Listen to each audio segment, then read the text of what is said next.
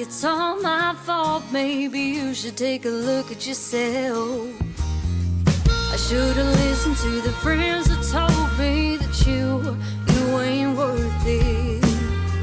But looking back at you in the mirror, 'cause you ain't. I'm not gonna be a trophy girl, towing your line. You can't shame me into what you want, 'cause all my thoughts are mine. Accepting you, accepting me, for all I am, I'm trying to set you free. So come take a ride with me, we'll light up the sky.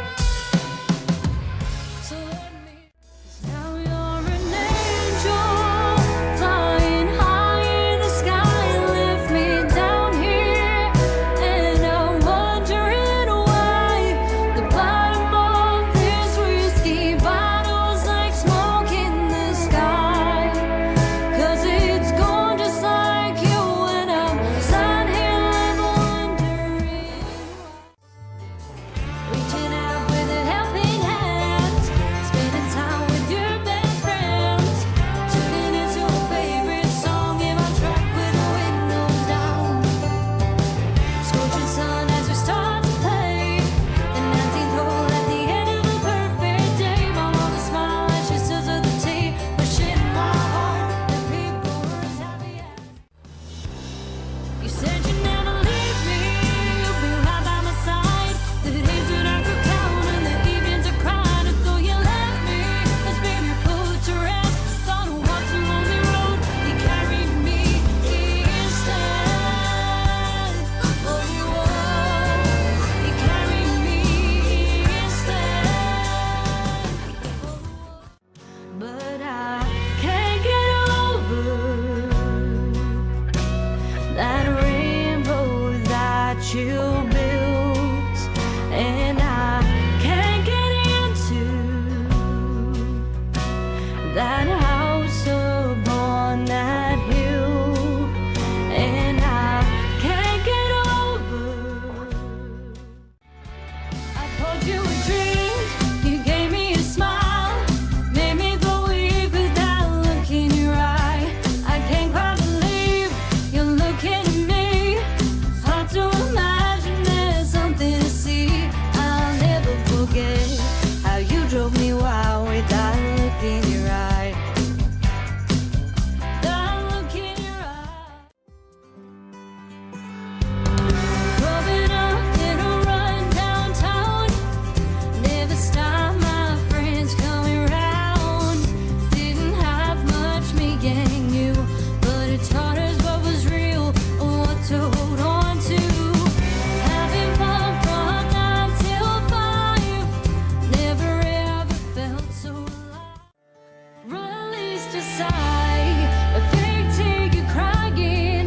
You made it so clear you won't be by my side, and we can't do this no more. It's not like it was before. Now that you're gone, you've left me lonely once more. Gonna get so hot down here, ain't gonna go home, just one more beer. 'Cause we're gonna cut loose, and there ain't no use in trying to stop us from dancing on the tables.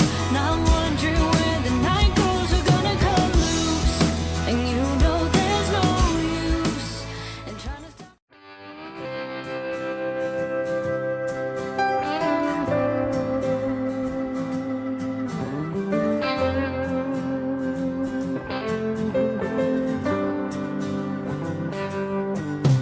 Oh, the way that you look and the smile that you give to me, it gives a new meaning to serendipity. Never thought I could feel to make the dreams we had come true. Back then, I was still drinking. Back then, I wasn't thinking about things I was doing, what I'd be losing if I saw I'd have got up on the floor. Back then, I was so guilty. Back when, to put it simply, lost all sight of reason was down. Oh. When he Oh, Almost, nearly did it then. almost. Nearly did it. Welcome, everybody. It's good to see you. Hello. And first of all, welcome, Chavez. Hello. Thank you for having me. I just threw a filter on my camera real quick, so don't mind me. Were you talking in a British accent then? I maybe was. Maybe that's I it, was. right, I'm from okay. UK, naturally. So, Chavez. mine. Chavez, we've known for some length of time because I think we first met on Twitch, did we not? During a raid train. Yeah, long time ago. During the yeah, a while ago. TCE And raid train. also- Sax Dragon bringing people together. I can't even remember that, you know. Yeah. And Long I can time also ago. tell you that our first ever host, not raid, host, it's Kick, Yeah. was from Chavez as well. And that was, 14 months, 15 months ago? Something like that? November. November. Yeah. So we know Chavez well. We know how brutal he can be. So folks, Savage. today there may well be a bit of controversy today. I've never ever known Chavez not have controversy at some point during a chat. If you're thinking it, Chavez will say it. He will. In fact, tell us, Chavez, when people come into the chat, what do you actually say to them? You have this like thing where you say, A variety of things. Actually, it depends on the mood. Hit the follow button, you idiot, or just get out. If you're easily offended, if you take things personally, if you're insecure, if you're weak and you back yourself into a corner, I don't even want you here, just leave. And of course, all within good nature, with a smile on my face. But yeah, there's absolute some seriousness behind it. And of course, there's get flexed. It's just one of those things. so you Very could, different variations. yeah, so you could argue straight away that the principles of business do not apply in the welcoming manner that you have. However, it seems to work. Long Dog just said Chavez should be an Aussie. Yeah, absolutely. Yes. Absolutely. Yes. So, Adele's just going to say a few hellos to people, and then I'm going to kick it off and remind people why we're here. So, Dawn, welcome in and thank you so much for the resub at tier 3. We love and appreciate you very much. Please remember to give yourself a shout out as well because Dawn is also a streamer on Twitch, does gaming and music. G-Scape, welcome in. How are you? Jay, which is Long Dog, again, please remember to give yourself a shout out, is a streamer over on the Kick side. Has done DJing, VR, Call of Duty. It's worth going in Beat just to see Saber. the It's carbs. lovely. Aussie humour, yeah, just to see the carbs. And thank you for gifting the sub to Chavez as well. Miyagi, welcome in. Cinema Crypt, Barely Able. Hope you're all well. Good. So, I JoJo think Gaming as what well. what I tend to do is summarise where we've come from because, believe it or not, this is the fourth. Episode. Well, it's episode 3, but yeah, the fourth time because the initial show that we did is we ran the contention that streaming is or has the same principles as running a small business. And we've talked at length with different people about those things that do apply and those things that maybe don't apply. And I think we haven't come to a firm conclusion yet, albeit that we know that there's a lot of things that do apply. So today, what we're going to do is we're going to get Chavez's take on, the things that we've discussed and try and understand. Because we've had different things. We've had Bull saying one thing. We've had Arabian Panda saying something else. And going against all the odds. Exactly. Of success. So I think it's really interesting that it can probably depend on the particular streamer themselves as to what their views are. So what I'd probably like to start off is you just kind of giving us a bit of a summary, Chavez, of your thought process when you first thought about streaming. And just a friendly reminder to everyone in the chat, if you want to ask any questions, it's open season. Doesn't have to be streaming related. If you would like to know anything about ourselves or Chavez also and about our streams, please ask away. Yep. Yeah, so a very good question for starters, and it's a loaded question actually. I love open-ended questions because you can kind of take it anywhere. But really, I'll try to give a short answer because there's many different things to consider in telling this story because there's a lot of variables to be factored into the story. But very simply put, I saw what was happening in the streaming industry, and as a business entrepreneur and one who sees very unique opportunity at inopportune times, um, I saw where the streaming industry was going. I saw the boom. I saw the hype. I saw um, really well, just a really unique opportunity. And I decided to try to capitalize on the best I could. So it was a mixture of hobby and business, if I had to put it in those two categories. And then it very, very slowly started turning into an actual business. I was always open to that, both aspects of it. But of course, like anything, we all would love to have fun in what it is that we do as a profession. And if you can make some money off it, who would argue that, right? I mean, that's a win-win-win across the board. Um, so that was over, oh golly, just over 7 years ago now, I think at this point. Very first stream ever was Twitch, off of my Xbox, crappy webcam. I used their built-in software streaming thing. I mean, we all start somewhere, right? It was really bad. I was sitting on my chair, lighting was terrible. Microphone was trash. Like the list goes on and on. And now here I am with full-on production, graphics overlays, and so on and so forth, which we can talk about that progress eventually. But overall, it started off the initial mindset of mainly a hobby, because I'm a realist. I'm a realist through and through. Mainly a hobby, but very, very open to the business side of it and capitalizing, making money, monetizing this, monetizing that. And then it became a full-on business, which is where it is now, and so on and so forth. So long answer, semi-short. I hope that Yeah. answers your question. So I think, like taking your words, the initial thought process was, as you've just said, really, that it was kind of a bit of fun, really. And you know, was the part of you, though? I think you kind of said it, but was the part of you that went, well, I'll dip my toe in, I'll have a bit of fun, but really, I want to try and put a bit of a bit. You can't. Surely, if you've been an entrepreneur, you can't help yourself. Surely, there must have been a. Actually, I know I'm Yeah. like telling myself I want fun, but actually, I want to see if I can actually make this into a kind of a business model. I know, absolutely.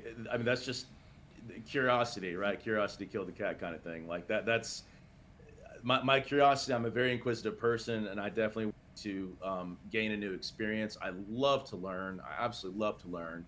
And at the time, I had a stable job. Everything was fine, and I literally had nothing to lose. I didn't have kids at the time, and for a short window. I didn't have kids at the time. I was like, if I don't do this now, I'm literally never going to be able to do this later. If I started this right now, it would be very, very, very difficult, especially with two kids, marriage, and so on and so forth. But anyway, yeah, it definitely it was there. In fact, it's ironic because the business side of it is the first initial instinct of I can probably make some money off of that. But then reality kicked in 5 seconds later. I was like, wait a minute, let me see if I can have fun with this first, and then let's see what happens. And now here we are. So yeah. Okay. Did you have what anybody would call a planned approach? Did you just basically go, right, I get a load of kit and I'll start and see what happens? Or did you actually go, actually, no, I need some kind of structure. I know what type of people I want to meet. Was all that going through your mind from day one, or did you just kick off and just Go see how it goes. see how it goes? Yeah, it's honestly, I'd say it's. I'll give a hybrid answer. I think that also was a mixture of both. Uh, I don't, I don't half-ass anything. I think that's kind of my problem is that I whole-ass it. It's either all or nothing. And I'm saying that because, what started off as just an initial curious idea and just, hey, let's just see where this goes. Let me ride this wave. As always, I looked at what other people were doing. Tim the Tatman, Ninja, Dr. Disrespect, um, Dr. Lupo, all these other streamers with Dr. This and Dr. That, and looked what they were doing. I'm an observer, right? So I wanted to see what worked for them, how they conduct themselves, the psychology of streaming, the graphics, the production, the camera, the light, everything. And like Steve Jobs, I look at that and I don't ask myself, how can I make that better? I ask, how can I do that differently? And then I started catering to my own personality, and then it just kind of made itself unique. My community helps me out with that too. And then from there, an actual plan was full on formulated, including this little graphic that you see right here. I made all that from scratch. I made many mistakes along the way, got pro software, catered to my own personal graphics. And I mean, half of my thing is all production. The other half is just me being loud and obnoxious, really. But yeah, all that to say, the initial idea was let's just see where this goes. But then because I get so laser focused on what it is that I want to do to succeed, I started kind of critiquing myself, imposter syndrome left and right. And now here I am within that too. So yeah, I definitely developed a plan very, very, very quickly and earlier on, including after like probably the fifth stream, if that helps. So Yeah, it does. So what I'm really intrigued about is that we've talked a little bit about your brutal nature and your speech when people come in and what I'm did that evolve because one day you were brutal with somebody and all of a sudden everybody cottoned on and went, whoa, this is fun. And did that make you go, I'm gonna do this more? Or did you have a plan that was what you were gonna do? Or have you just always been this way? Well, it's both of those. I've always been this way. This is who I actually truly am. This is not an act. I don't believe in putting on a mask. I don't believe in acting for anybody in that way. I'm very, very sarcastic, very dry sense of humor. But yeah, to answer your question, no, I went right into it, and especially coming on Kick. I'll say this, when I first started off with Twitch, I was savage, but I wasn't as savage necessarily because I had to second guess everything I was saying and doing as the streaming industry conditions us to think. We can get into that eventually down the road. But coming on to Kick, I was just like, look, I need to establish who I am immediately right up front. That way I can maintain that level of consistency. Again, the psychology of streaming. I, as the one who's supplying the service or the product or whatever you want to call it, that level of consistency goes across the board, right? So I figured, you know what? I'm not only going to just lean into this, I'm going to literally just be my unfiltered, normal self. Full on freedom of speech, say what you want, do what you want. If you don't like it, just get the hell out. It's nothing personal. Yet within reason, there's a fine line there. Of course, freedom of speech does not give you the justification to be a dick, right? There's a fine line there. And that's just a line I don't cross for a variety of reasons in my own personal opinion. But no, to answer your question, I just came out of the gate swinging. I wanted to let everybody know right who I am up front. And anybody who is offended, don't even get in the channel. Let me just cut this off right away, because think about the disservice that would lead myself into and my own community members, where if I'm faking who I am up to a point, let's just say a year down the road, and then I say one tiny little thing that's offensive, and then all of a sudden I lose a handful of followers, I'd rather just not them follow me to begin with. I want to establish who I am up front, not waste anybody's time, including myself or theirs, and just be done with it, I would say we were like the polar opposite when we first started streaming. So our first streams were on Facebook. It's when COVID hit, because we used to do live gigs, and we were trying to find a way to, one, keep ourselves sane, and two, potentially still have an income, no matter what way, shape or form that is, and keep the following that we had, there. But we were like robots. We were not how we are now. We are 100% ourselves now. Yeah. Bear in mind that, of course, we were only just musicians as well then. Yeah. So I think that makes a difference as well. And there was no equipment. It was, we used what we used for live gigs, so there was nothing plugged in. We had earphones where Adele had got on one ear, and I had to sit next to her, like dead close, with the earphone in the other ear. Otherwise, and every time we moved, it fell out of her ear. Yank it out the other person's That's ear. how ridiculous it is. Right, we've got a couple of good questions here. So, Adele, do you want to read those out? Yeah, so Barely Able has asked, also hi to DJ Massey and to Jojo as well, welcome in, hope you're okay.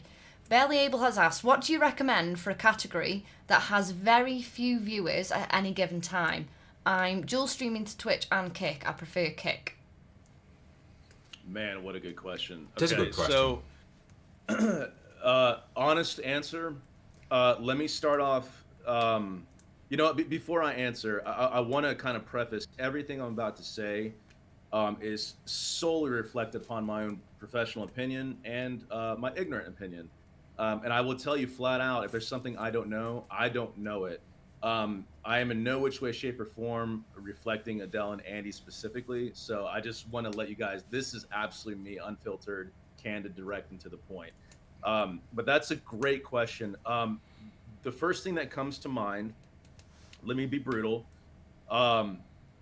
There's only so much that a platform can do for you sometimes. I want to start there. The supply and demand, the streamer to viewer ratio is still very much out of whack with certain platforms. We, as the streamer, are the supply.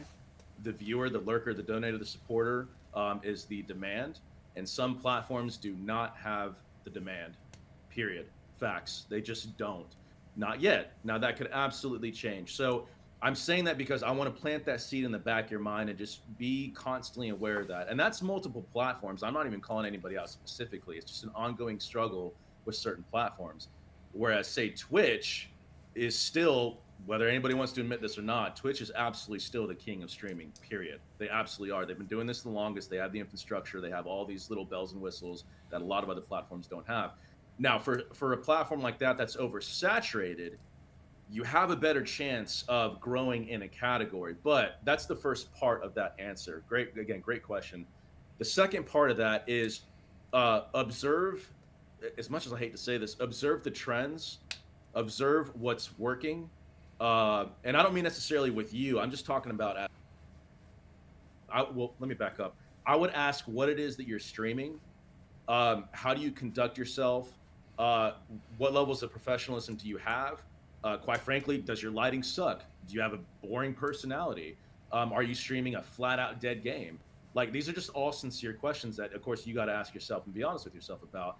But if you're in a category that has potential to grow, it's really your hit or miss. It's a challenging thing because either A, you're right where you need to be, and you are going to be essentially grandfathered in to a category that's going to grow rapidly, and you will be one of the first ones, or you're flat out wasting your time.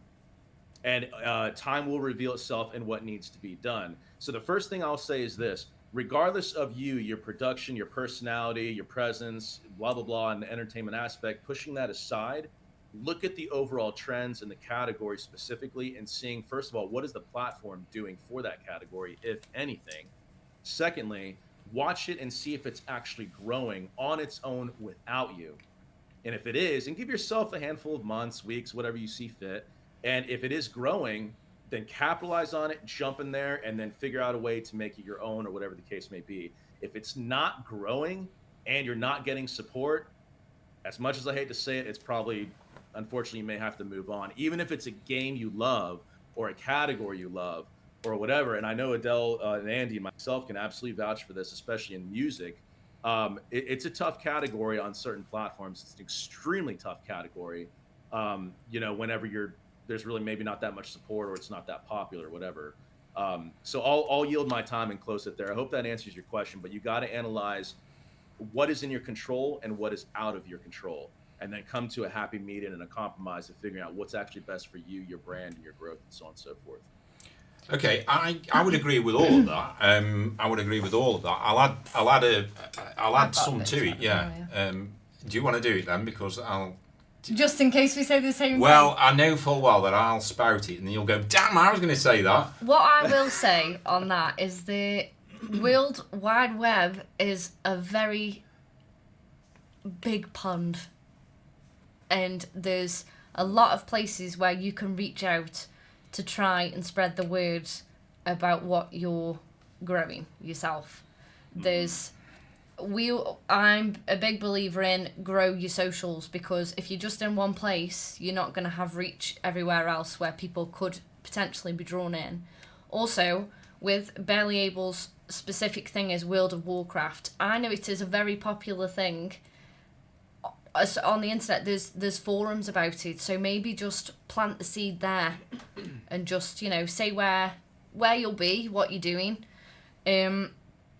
but don't be scared to ask them when in chat to make sure they're following the category as well as yourself, because with them following the category, it also helps other streamers. I wasn't going to say any of that, so that's Fabulous. That's okay. So what I was going to say, Barely Able, I'll tell you a story about us in terms of Kick. So, Kick has a very small music category, very small compared with Twitch. Kick wouldn't argue with me. So one of the things that we did very early on is realise that if we relied on the music category, we wouldn't have anybody watching at all. Obviously, we were fortunate we could bring, and we have brought, hundreds, and I mean hundreds, of people over from Twitch. But the one thing that we did differently is we spent a lot of time in a lot of other categories, meeting people, supporting them, not necessarily to expect them to support us back, but really just to get to know people, really. And I think curiosity of people, well, let's go and have a look at what Adele and Andy, what do they do, kind of thing. And all of a sudden, we had people raiding us from gaming communities, from health and fitness, from different elements. And, what we realised is that pretty much most people like music. Now, they probably won't necessarily come onto a music stream only, but they'll nip in. Kick, we found, is a very much a... People will come in on Twitch and stay with us all night. Yeah. Kick is a very jump on and jump off area. So I think you've got to diversify yourself. You can't just stay in gaming categories and expect people to come and spend time on your channel. But Chavez is right. You've got, when you are streaming, it's a lot more than just playing a game. You've got to create the best personality. You've got to be funny, but not false. I agree. Authentic is really important. So there's so many things that you have to do. You have to build a community of people who people like. And one of the things that we are absolutely is we'll stop people coming into our community who are going to ruin our community, because we have built a culture of a certain person. And it is different on Twitch than it is on Kick, I'll be honest. And that is one of my questions to Chavez for later. Because we multi-stream, and that itself is an interesting question. But I think that probably is where you might score some gains. The next question is, go on, Chavez. Sorry. Yeah, if I may just add on very, very quickly. Everything you guys said is 100% right. I like social media and networking in a nutshell is what you guys are talking about. That's incredibly important as well. I don't know. I decided not to put that into my answer just because that's a whole nother animal. But it is incredibly important. And Adele and Andy are absolutely right. I don't want people to forget about that, because it's absolutely true. But then you start going into, okay, what platforms do I post on? How often do I post? Hashtags here, mentioning people there. There's certain times when to post.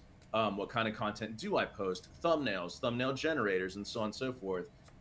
Going into other people's streams, as Andy said, diversifying. Okay, well, what other categories can I stream? Like, all this is true, but guys, remember not to, this is just a overall general statement. Make sure not to overwhelm yourself or overload yourself. You have to take these things in steps and strides.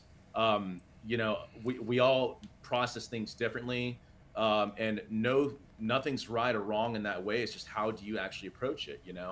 Example, Adele and Andy kind of evolved into who they are. I came out of the gate swinging. It's neither right or wrong. It's just different.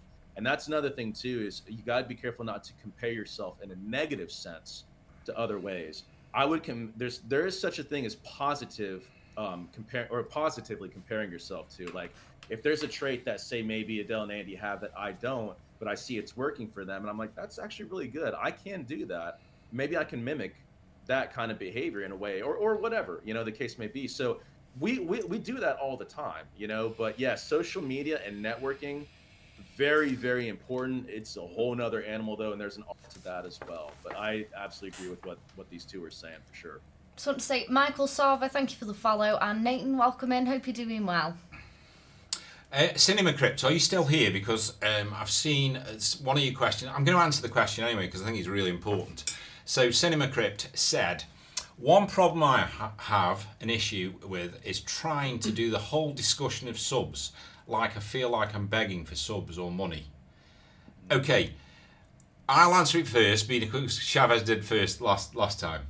In fact, I'm going to ask Adele, what's your take on that, first of all? Do you have a take, or do you want me to answer it? I think it's good to have goals. I would say never expect it, but if this is what you are doing and want to continue with, there's no shame in having the goals up there and asking for them. But I could- asking through a goal rather than literally asking. Rather than going, guys, can you please just subscribe to my channel? That's a no-no. That's an absolute no. So I think the more you ask for money, the less money you will get. Absolutely. We are unashamedly have goals. We always have. We always will. We don't always hit those goals. Sometimes we exceed them. Sometimes we drop below. But it's not without rewards. No, we value our time. So one of the things that we did very early on is we worked out how many hours off stream we needed to spend to create the content that we put out on stream. As well as socials. And we worked out, we spend, for every hour we do stream, we do something like 1.6 hours off stream. And there's two of us. So we put a value on what we believed a 2-hour stream was worth. And we don't feel guilty about that in the slightest because we're delivering a service. People have a choice. We're not charging people to come in. They have a choice. They can either support us or not. If they support us, we'll invest it back into the stream and they'll get an even better experience. If they don't support us, we won't be streaming. It's as simple as that. So I think you need to value your time. You need to set goals, but I think literally asking for money. Yeah, realistic goals. That's the other thing. Yes, but literally asking for money is a no-no. You don't ask for money. I hope that helps. Yeah, I would agree with those answers for sure. Andy especially, I think, really hit the nail right on the head. And if you ask for it, the higher the chances you're not going to get it. Otherwise, you just look pitiful and like you're begging. Like you might as well be a homeless person on the side of the street holding out a cup, you know? Yeah.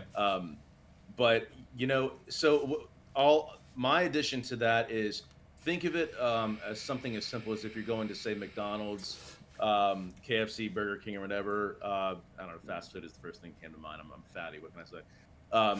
You pay for food, right? Money goes out first, and then you get a product in return. Or if you're in the service industry, same concept. You pay for somebody to install a TV or something, right? They come out and so on and so forth. That needs to be the business mindset and moving forward when it comes to subs. There has to be an actual incentive for the viewer or the lurker. I call them customers because honestly, that's exactly what they are. I don't mean to make. I want to separate that from just, they're just numbers. I don't mean that. I don't mean that at all. I'm very, very candid. I'm very business. I'm brutal. I'm savage. Yes, but that doesn't mean that I don't care about my community because I call them my brothers and sisters. Adele and Andy is my brother and my sister. I sincerely want to support them and so on and so forth. I want to make that distinction because I do come across sometimes as a little too harsh, and I don't want to come across that way. So anyway, but you have to be able to give. In this case, it'll be a service or maybe even a product. Maybe you could ship something to them. I don't know, like, hey, the 10th sub, I'll get you a Pokemon card or something. I don't know, whatever. There has to be an incentive for them to sub to you. Now, us in the music industry, we have it easy in that way. Sub, you hear a song.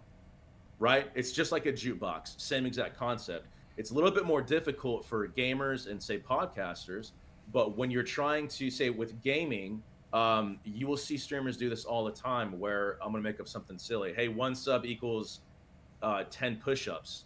Maybe that's important because you're trying to lose weight or you're trying to flex and just be silly or whatever. I see some people, hey, a sub gets your name on a board behind you, and at the end of the month, this enters you into a raffle. Or you got to be creative in different ways to incentivize the viewer and the customer in that way. So think of it in terms of that, but also to really double down on it by leaving your sub goal on your screen and just hoping that it'll be filled up. Hey, cross your fingers all you want, pray all you want, or whatever. But some people can come in and say, you know what, I'm just going to do them a favor. But there has to be typically an incentive tied behind that, and you need to figure out a way to capitalize and monetize off of what it is that you can offer in that way. So I mean, it's interesting what you've just said, and I'm gonna pick Spyro comment as well. So it's interesting that you say. So we have people in our channel that if it's not visible, would gift anyway because they want to support us because they know full well we do it full time. However, there are a lot of people who will basically say, I mean, we've had it where we haven't had a goal, like today, for example. There's no goal up. And we've had it where people have basically said, well, there's no goal. I'm not going to, if there's no goal, I'm not, why would I give anything sort of thing? So I think it's really important. And Spyro's basically said, you know, you have to get something for it.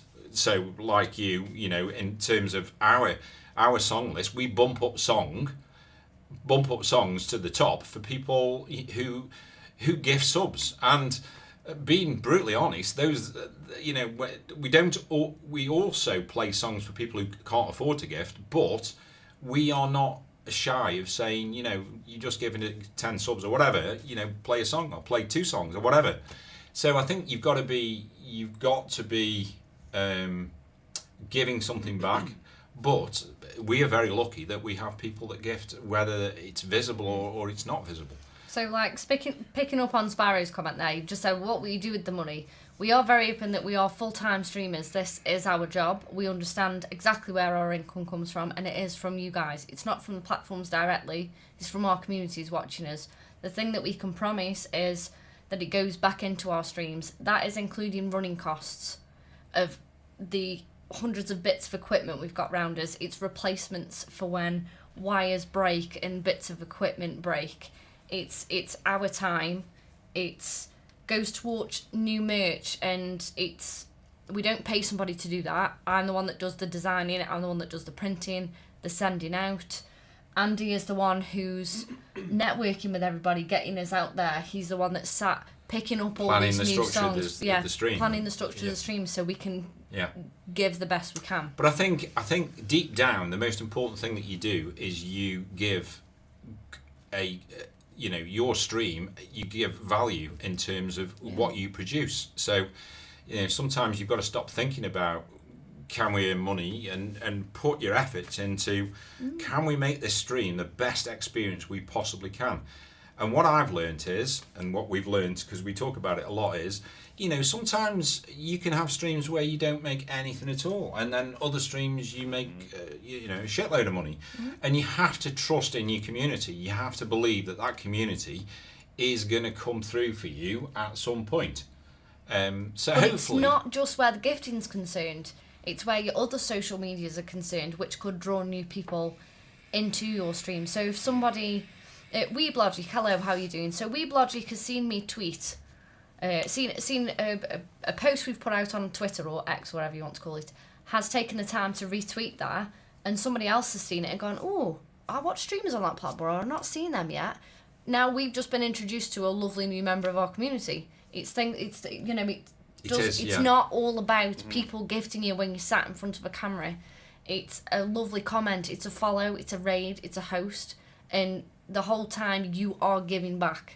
One of the things I ask myself when I go into a stream and watch another streamer, because I do a lot, and being honest, I can't afford to gift a load of subs to other streamers, but what I can do is I can, you know, if somebody puts a link in for the YouTube, I'll go and follow them, or if somebody, you know, or I'll clap, or I'll make a kind comment, or I'll ask a question, because as a streamer, you want people to ask you questions, so I'll ask a question. I might not even not want to know the answer, but somebody will want to know the answer. So I involve myself in a positive manner on a stream, and that is massive to a streamer. It doesn't cost anything, but it does. You know. Little Peanut, thank you so much for the follow. Welcome in, and hey Hachi Mishima, I think that is. Thank you for the follow. Pascal as well. Welcome in, and DJ Massey. Massey. Good to see you. Well, you know, I'll those are really, really good points. You know, as quoted from the Joker in the movie The Dark Knight, you know, if you're good at something, never do it for free. Yeah.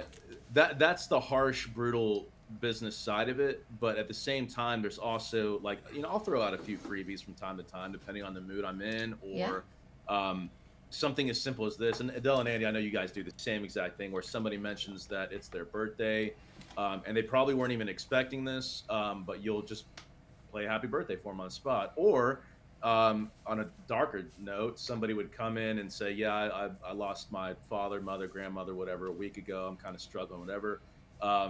Then like my personal favorite go-to, because it's just a perfect song for almost any sad, depressing scenario, is Jimmy Eats World, or Jimmy Eats World. God, Yeah. I can't talk. That guy, that band, in the middle, right? It just takes some time. Like, it's just such an uplifting song or whatever. And I'm not trying to monetize on that. I'm not that started, but if that can lift up their spirits, that's what cultivates that level of generosity and willingness to give. So like Adele and Andy, for example, and myself, really, we had to get to that level to where our community knows us through and through, because we are authentic and real and transparent and honest about these types of things, to where we genuinely want to see people succeed and help them out in any which way, shape, or form that we can. So it's not all just, about money and business driven and everything else. But another really good point, you're talking about what is, I think you said Cinema asked this or whatever, talking about where does the money go?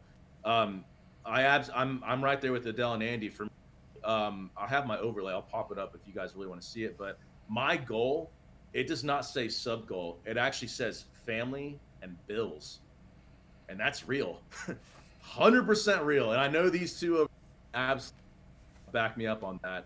Family first, always, always, always. I cannot gift or give out any subs to anybody. I'm not making money hand over fist, and this is not a financial guilt trip. I'm just telling you the truth. My sub goal is there because I want people to know, because I'm so consistent and transparent about this, all of that money goes to my 2 kids, my wife, my mortgage, cell phone bill, blah, blah, blah, so on and so forth. So to see that and to let people know, I think, especially for the parents, they can really, really connect with that, and that might give them an incentive to give if they can, if and only if they can. To your point, do not expect. Always appreciated, but never expected. That's what I say with these subs. So anyway. Yeah. Right. Thanks for the questions, folks. Keep asking them. Some really good questions there. I want to come back a little bit to Twitch and Kick.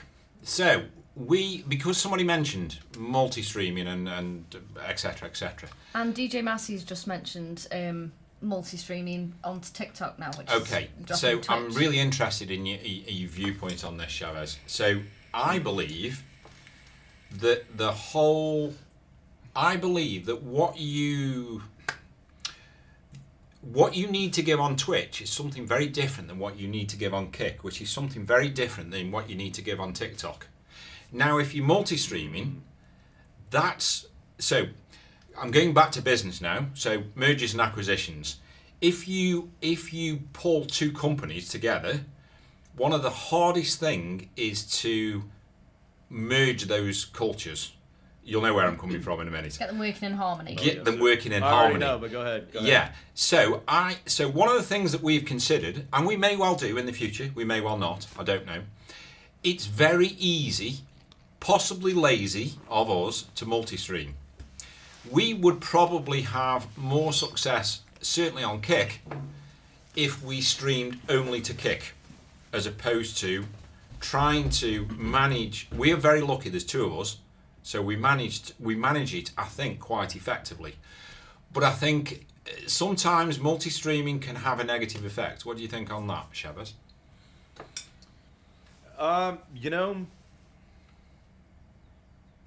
That's a really good question. Sometimes multi-streaming can have a negative effect. In the way that I comprehend that question, I would agree with you in saying yes, mainly for the potential outcome of the platforms and them wanting to use you for the worst. But as a creator and streamer, that's detrimental to your own personal growth if they're going to be using multi-streaming as a quite frankly, a weapon against you. So what do I mean by that? Let me start off by saying this. unless you are a top tier streamer and content creator, you should be multi-streaming. You should. When exclusivity makes sense, then and only then would you stick to one platform or the other, or if there's a contract involved. And even then, I would ask, how much is this contract, right? Now, what I just described is 98, probably 99% of every content creator and streamer out there, myself included. Exclusivity for me does not make sense. I'm not loyal to any platform. I'm just not really in that way. Because why would I limit myself to one platform if, again, back to the supply and demand is not there, or a category is not being grown and there's only so much they can do? Or I'm going to make something up. Let's just say a certain platform has weaponized multiple communities against me, or I'm being dramatic to get a point across, or whatever the case may be. We, unfortunately, as streamers and content creators, as brutal as I can say this, we need to be prepared for platform A, B, C, D, whatever, to go out tomorrow. We cannot put all of our eggs in one basket at all whatsoever. That's very, very unwise. So I want to start there. Everybody should be multi-streaming. Now, as far as which platforms, we can break that down if we want to and if we have time for it. I'm very well versed with Party, Rumble, Twitter. In fact, those are my main platforms. And I'm a verified partner over here on Kick as well. And of course, I know Twitch and Facebook too. But one thing that Andy brought up that really is a very interesting point. He didn't exactly say this, but multiple platforms have multiple different terms of service, TOS, guidelines, community guidelines, rules, regulations, hell, even laws in some cases. And the viewers are different. The viewers are different, Chavez, as well. Absolutely. Yeah. Absolutely. And well, to your point, here's what there are so many differences and nuances and things to consider. It's not fair for us as content creators and streamers to try to cater to each and every specific platform. So this, I think, goes back to Andy's initial point where it could have a negative impact on multi-stream. I see his logic, and I get it. For some people, multi-stream is like, I'm just going to throw it everywhere. That's fine. Some people are selective with their multi-streaming. That's fine, too. Again, no right or wrong answer. It sounds like to me, I'm going to kind of fire this back at you, Andy, real quick, and Adele, tell me if you disagree or agree with this and why. It sounds like you're multi-streaming mainly to just Twitch and Kick primarily. Is that right? Yep. Yeah. You're doing that because you're not only is that where your community primarily is, but also maybe the rules line up pretty parallel with each other. It's okay for you to say this, and it's okay for you to say it over here. But you don't say this thing because this one approves it, this one does not. You might feel uncomfortable saying this or doing that or whatever. I'm going to stop there. Is that safe to say that you're kind of limiting yourself? I mean, I want to pick up on Spyro's comment, actually, because I think that's a really interesting one. I can tell you what happened to us the other night. So we were streaming on Twitch. I can't remember what night. It was last Friday it was. And we had, I think, 12... Twitch and Kick? Twitch and Kick, yes. Yeah. I think we had 12 people in Kick, on the Kick side. And we had 70 or 80 on the Twitch side. And then we got a raid of 1,400 on the Twitch side, right? Wow. So imagine that. Our mods are flying about and whatever. And we are seeing all these new people in that we're thanking and whatever. And guess what? We forgot. For a minute, we did. It was only a minute, or it was a minute and a half. Boy, did we get a bollocking. Rightly so. Because the Kick people said, hey, don't forget about us. And straight away, we looked at each other and went, shit, right, okay. And we deliberately then picked a song that somebody picked a few songs that somebody had requested on the Kick side as a kind of an apology, really, for forgetting the fact that. But it's understandable because how many times do you get a raid of 1,400 people? So the point that I'm making is it's a very difficult thing to manage, and I think it's happened the other way around. I mean, we've got featured quite a lot on the Kick side, and we've had loads of new people coming on the Kick side, and we've forgotten for a moment the people on the Twitch side. So it's really difficult. Could we have a shout out for Creation and welcome in, by the way, #1 monster maker on the Kick side and with double Lutz? Oh, and on Twitch. So Love me some creation. I'm gonna summarize the multi-streaming thing, and I'll probably come back to it at some point, by saying it's a really difficult thing to manage, and it's a very skilled thing. We are very lucky that there's two of us. So Adele's eyes might go one way and etc. And But we can feel it as well, can't and we? we can feel it off each other. Plus, most importantly, the other thing that's absolutely crucial, and we're going to talk about this a lot today, are mods.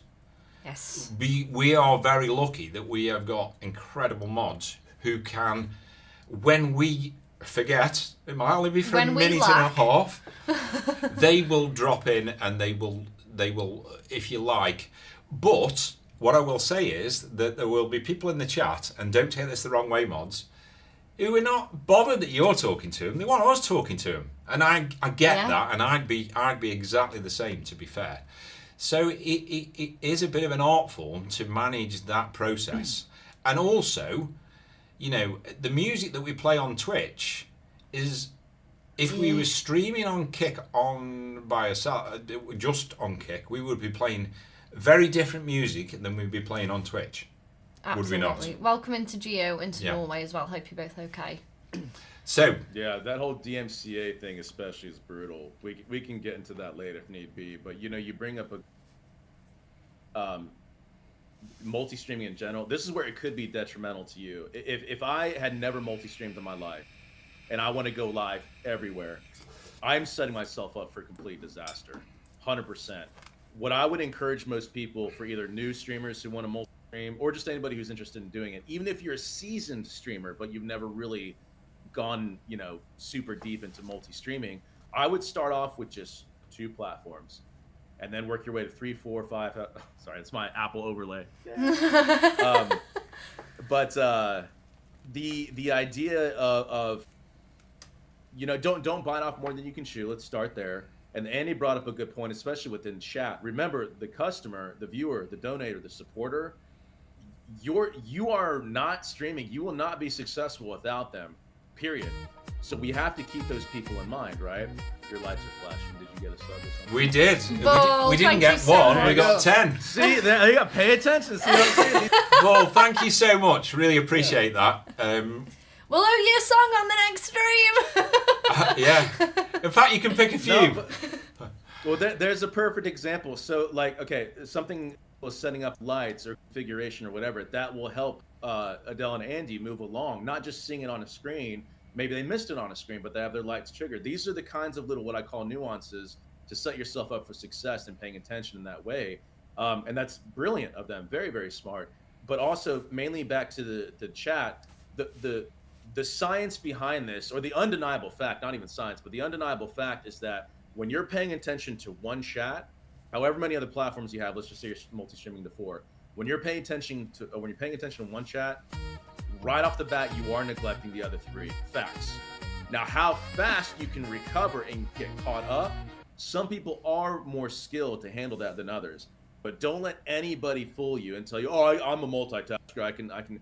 You might be able to process information, compartmentalize information faster, and execute with efficiency. I'll give you that.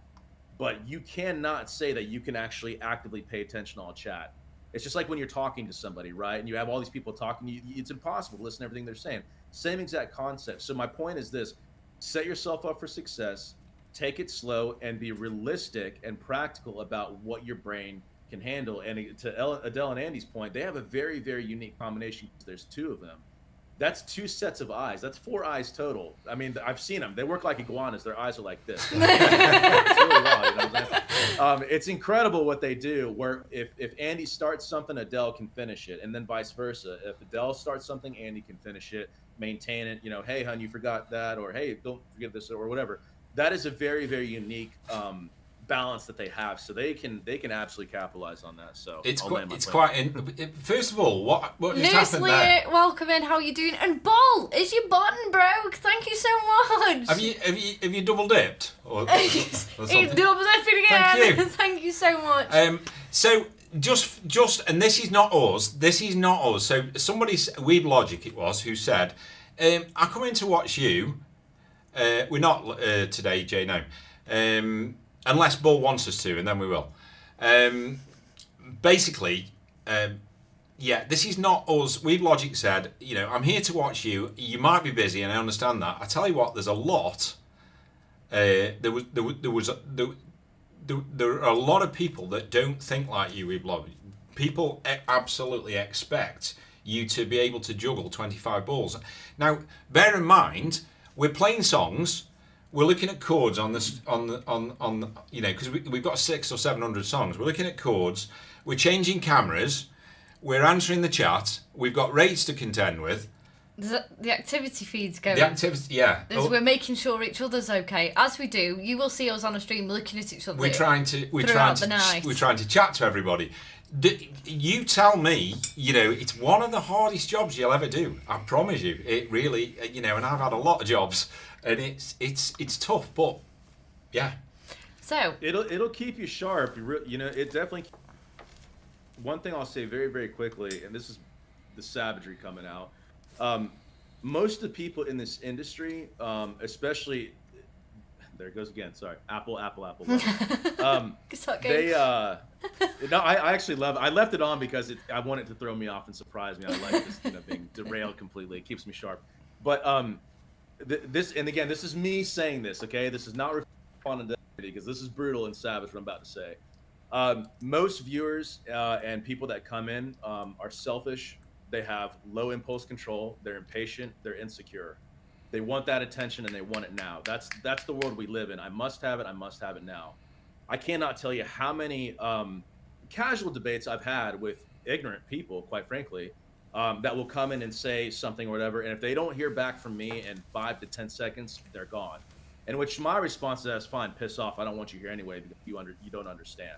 So the minute that somebody actually can come in and stream and multi-stream effectively, then and only then can we have a conversation. But my point is this: when somebody comes in and they say something or whatever, I will, as quickly as I can, acknowledge, and I'm pretty good at it for the most part.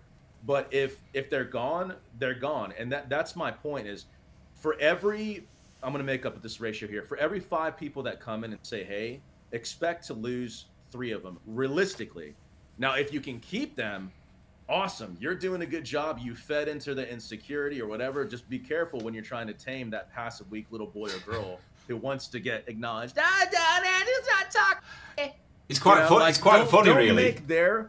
Don't make their problems your own, is what I'm saying. And I'm not saying Adele and Andy do this. I'm just simply saying, like, you might be surprised. You might be surprised, Shavit. So, we have people that come in and they'll request a song, and when it isn't played within 1 or 2 songs. Not without even saying hello, by the way. Yeah, so they come in and they request a song. Those. Yeah, they don't even say hello. They'll say play whatever. Here. And then about 5 minutes later, it's like I'm here. The queue. You haven't played my song. So guess what I do? That song's gone whoosh, straight to the bottom, and it always will because and those people. What you'll find in our stream as well is the people who come in and have been in there an hour and a half, and they haven't complained that they haven't got the song, whatever. Straight away, as soon as we can, we'll bump it up, because that's the way you're going to be, isn't it? I'll ask DJ Massey's question next. Yeah, I've seen you do this a handful of times in a unique way, where somebody will come in and play this or whatever. So here, what I do is when I love doing this because it's just so much fun, especially when it's a ridiculous song, right? Hey, come in and play Animals as Leaders, blah blah blah. I'm like, yeah, give me a sub, I'll play a stupid song. Like, you guys do something similar, not quite aggressive, but you do something similar to that. It's like, hey, yeah, how about you throw us a dono or a sub, and we'll go ahead and prioritize your song for you, right? Whatever. Again, if you're good at something, never do it for free. Like, we ain't got time to cater to these trolls or anybody else or whatever. It's like, dude, money talks. Time is money. We're here to run a business. Yes, we're here to have fun. I get it, but I'm so far beyond the being polite and blah blah blah. Like, I'm professional, but don't waste your time or mine or anybody else's. Stop trying to derail. So I'm done. Sorry. Just before you ask that question, Spyro, of course you may ask a question. We'd love to have it. DJ Kest, thank you so much for the follow and welcome in. Hope you're well. Do you want me to, shall I ask DJ Massey's? Because I think this is a good one. So, DJ Massey over on Twitch has said, I often experienced that my chat becomes very quiet. Do you have any ideas on how to keep it running, i.e. I still have the same viewers? I think our experience of that is you can't control it, and it's something you need to control in yourself, and it's very, very difficult, and we still struggle at times to keep that upbeat going. Something will happen that will trigger something in the chat if your chat suddenly dies. I mean, like last night is a really good example where we had a raid last night. We had over 100 people on the Twitch side pretty much all night last night, and there was about 7 people chatting.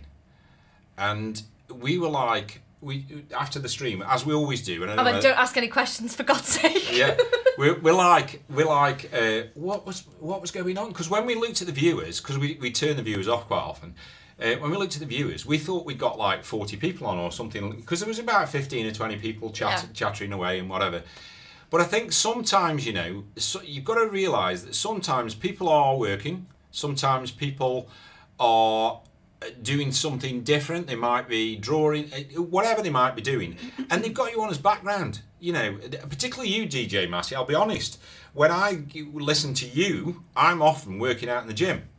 So I'm not talking because I'm working out, but I've still got you on. I'm still enjoying your stream, and every time I get knackered, which is quite often, I'll maybe go, "Hi, somebody," or whatever. Or you could take Creation's advice. Creation's just said, "I slip a nipple. It brings all the boys to the yard." 100%. Fantastic. 100%. There's a lot of people. There's a lot of people that that's like to lurk.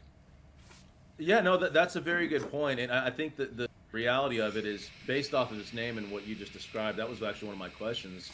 And side note, I coach, teach, and train all the time on the side. That's another little hobby, small side hustle if you want to call it, but it's really just more to help. Some questions are very simple, but they're not universal answers for everybody. It depends on the individual and what it is that they're doing. So based off of the name, what they're doing, if you're a DJ, and I promise I'm not making fun of you, I'm just being direct. If all you're doing is, this, and you're switching songs or whatever, and you're not very interactive, you're only going to get those one-offs that come in, or lurkers. Yeah. Period. That's all you're going to get. I would say so. Unless, to your initial question, there's something there for you to keep them there, whether it be some kind of hype. And I don't mean to oversell the, to Adele's point, whoo, yeah, let's keep the hype up energy, blah, blah, blah. Like, that's exhausting. Yeah. That's absolutely exhausting. Now, if you can do that, rock on, more power to you. I know a lot of streamers that are done by the end of the day after a 2-hour stream because they're just sweating and they're getting involved or whatever, DJs included. But if you're having trouble keeping people there, either A, you need to accept the harsh reality of your personality, who you are and what you do, which is not a bad thing. But if that's all you're doing, you're either going to get lurkers or those one-offs that come in and support, agreed. and that's it. You need to figure out a way to either reinvent yourself in that way, or branch off and do something different. Maybe you're playing the same kind of music over and over accept again. it. You want to stay... Or accept it. Yeah. Exactly. You might be... you might have a group of people that come in and the level of loyalty because they love the style of music that you play, but branch off and do like an 80s theme or a 90s theme. And you may do some of the stuff already. But my point is that we can't expect people to stay there and hold them accountable to that if they're bored. But you're also not there to please everybody, because you're going to have people that are just like, this is not for me and there's nothing you can do about it. That's my point. So either you need to accept the cold, harsh reality, or you need to diversify within your own style, your own category, or different style of music, or present yourself a different way, or find a way to keep them there. That part is actually up to you. Now, there are some things, back to my initial point, I'll close with this. Sometimes you are limited to what the platform can provide you with. Now, over there on Twitch, DJs are a dime a dozen, man. I hate to say it, but it's an oversaturated market. Music is doing much better over there on Twitch than any other platform, so there, you do have that going for you.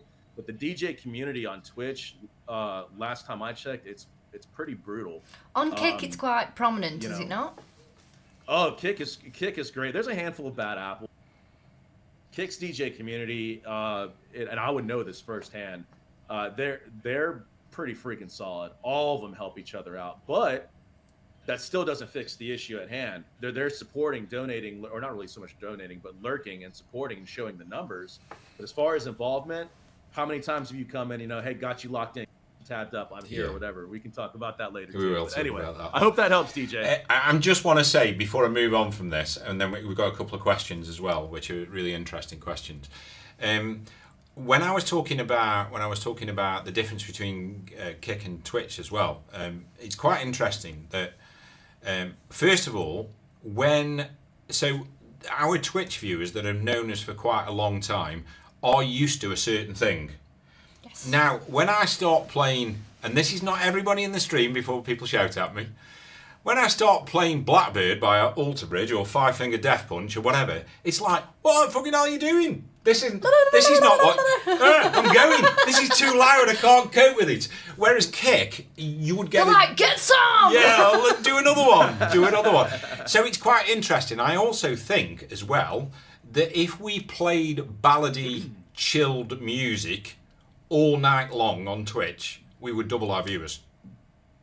But we can't because our mental capacity couldn't cope with it. But we would double our viewers, and in doubling our viewers, we would have probably less people talking. It was also interesting that when we were talking about Lurk, about 8 people in the chat went, I'm a lurker, that's what I do, that's me, the blah blah blah. So it just shows you. Gans Milano, welcome in. Do I understand correctly discussing media strategies and channel development? Yes, pretty much, yes. And hello. Yes, we're talking about all things that you have to contend with when you're streaming, and we're trying to work out whether it kind of aligns itself to business or not. Luke and Phoenix, welcome in as well. Hope you're doing okay. So Spyro asks... I'm going to let you ask that question while I just... Okay. use the toilet.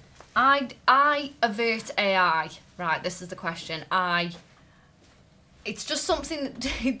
It makes me uncomfortable. AI does at the moment. I've got to learn about it because it's becoming too prominent in the whole. It's inevitable. Yeah, but I don't like it. So Spyro asked, "What do you see the role of AI being in content creation? So you make the music, but the AI creates the content to promote your work to generate the revenue."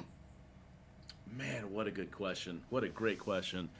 It just so happens being a tech savvy guru nerd dweeb. So let me answer that by kind of very briefly explaining my history and my understanding and background of AI. First of all, AI has been around actually for a good while. Let's start there. Secondly, it's just now starting to gain some serious momentum. I am now relearning a whole new type of platform. It's called DeepSeek. I won't really go into great detail about it, but I came from ChatGPT. I also have some experience with, what's it called? It's on Discord. Midjourney. There you go, Midjourney, and a handful of others. So I'm pretty well versed with AI. Now, man, this is such a good question. So one thing about AI. Now this, I'm going to try to give some universal, because also like Twitch, Kick, Facebook, and so on and so forth, every platform is very, very different in what they can do and what they can't do, what they're good at and what they're not good at. Not all AI models are the same. Let me start off there. The future of AI, and as far as it being integrated, it's inevitable. It's happening right now. It's not super popular and it's not super well adapted yet. And I'm still learning about it because it's still so new, especially on a newer platform. But the future of the integration of AI into content creation is an absolute necessity, and it's a key, especially if done right. One, something as simple and trivial and surface level as a thumbnail generator in general. The science and the psychology of marketing and business, of promoting your stream and your content, your channel, and so on and so forth, absolutely stems from thumbnails. It's officially the new norm when it comes to streaming. I don't know too many platforms that don't have thumbnail integration. Kick is one of the few that does not, if I remember correctly. I'm sure that'll change over time. You can also program, and I'm just going to spit out kind of random things here. You guys can take this and run with it. You can actually coordinate a structured schedule that can actually coordinate announcements for you and create posts in real time on said platforms, Instagram, Twitter, so on and so forth. With the appropriate hashtags if certain platforms have hashtags. Fun fact: Twitter hashtags, they don't carry any weight. That's why viewership or impressions are really, really low. Whereas hashtags on TikTok are massive. You can program AI to say, TikTok, these hashtags specifically for this thumbnail, this post, I'm doing something different, blah, blah, blah, at this day, this time, or whatever. Same AI program, depending on which one you have. Kick, Twitch, whatever, blah, blah, blah. Same concept. You see where I'm going within that. You can also have AI coordinate. AI coordinate what's it called? A business strategy of development for growth. You can specify and say, viewers, hey, I want to get more money through streaming. How do I do that? And so on and so forth. And the last thing I'll say, and I don't want to throw too much at everybody, like there's other things, like for example, DeepSeek and ChatGPT. Those are the two most popular ones right now. DeepSeek right now, currently, is only as good as the information that you yourself put into it. Now, it has access to everything, just like any other AI model. However, if you want to really specify, it doesn't know anything about you. But if you upload a logo, an icon, you explain who you are. My name's Chavez Flexington. I have a family. I have 2 children, one of which is autistic or whatever. It can cater a thumbnail based off that information, just as a small example. Whereas ChatGPT, you can put in that information as well, but the outcome and the product that they submit to you, say for a thumbnail, might be completely different, because ChatGPT is really like, hey, I'm on all this tons of information ready to go, whereas DeepSeek is like an empty template. See what I'm saying? So AI models are very, very different. You got to know how to navigate through it and what to do. The last thing I'll say to kind of really bring this to a point, and it's, again, great question. It's a loaded question. What I do is I actually use Twitter's Grok for thumbnail creation. It is the most efficient in my professional opinion, specifically for thumbnail. For other types of business strategies, curriculum, and other things to get involved with, I will use DeepSeek for mainly most of my stuff. ChatGPT, I'm kind of steering away from. I have my own personal reasons. They're controlled. You really don't have full freedom over there. Just fun fact. But basically, Grok and DeepSeek, and sometimes Midjourney, but mainly those two. So, man, what a great question. I hope that answers it. I hope that kind of gives you a little bit of a heads up of what's inevitably coming and is already being implemented right now in the streaming space. I have mixed feelings about AI. Okay. I think in some aspects it's really good. It helps for the likes of myself who gets I get to A to Z too quick and I can't fill the middle bits. Now I've either got Andy to help me with that. I've got Jay, which is Long Dog, to also help me with that. But I think that's where the good thing is, that you can see this picture in your head, but you can't quite get it down. That's where AI is helpful. And it's good with people who have language barriers, who their first language is not English, but they need to put something out and it be worded in a way where everyone's going to understand and it not be broken English. I think that's really good to make it more exciting and stuff. But I also think there's a real bad aspect of laziness to it, because people are becoming too reliant on bots doing the work for them. And that's what I don't like about it. No, you bring up a very good point, and I that's a very... okay, like anything, there's pros and cons to basically everything. For the same reason that the internet evolved into what it is now, there's many pros to it, and there's also many cons, right? This goes to a deeper, I'll just very briefly say, psychological level, where whatever was created for goodness, we as human beings just always screw up. It's just that simple. It can be implemented for the greater good or the greater bad, however you look at it. AI has those types of elements. And for starters, let me just crush this right away. Guys, there's no such thing as privacy. There's just not. So anybody who's paranoid, is secure, or I don't want to say insecure, but it's not comfortable with AI, I'm not trying to be a dick, I'm just being honest. There's no such thing as privacy. If somebody wants to find out something about you, they have ways to do it. I understand the reluctancy to integrate into AI, and I'm not paid to say any of this stuff. I'm just a realist who's telling the truth. But Adele brings up a very, very good point. If not kept in check, streamers and content creators can be overly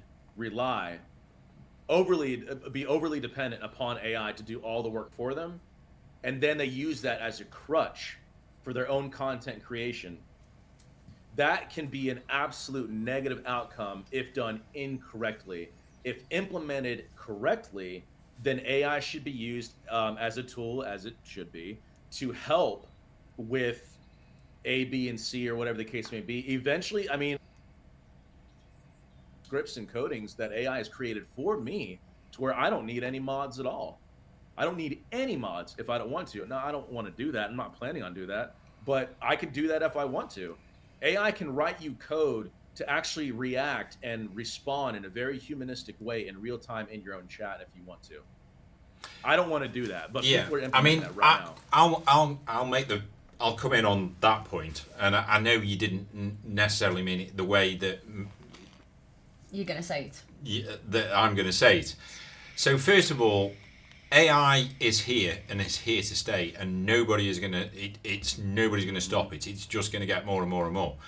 And I do agree that it has some very good aspects to it, but again, the human management of it is questionable.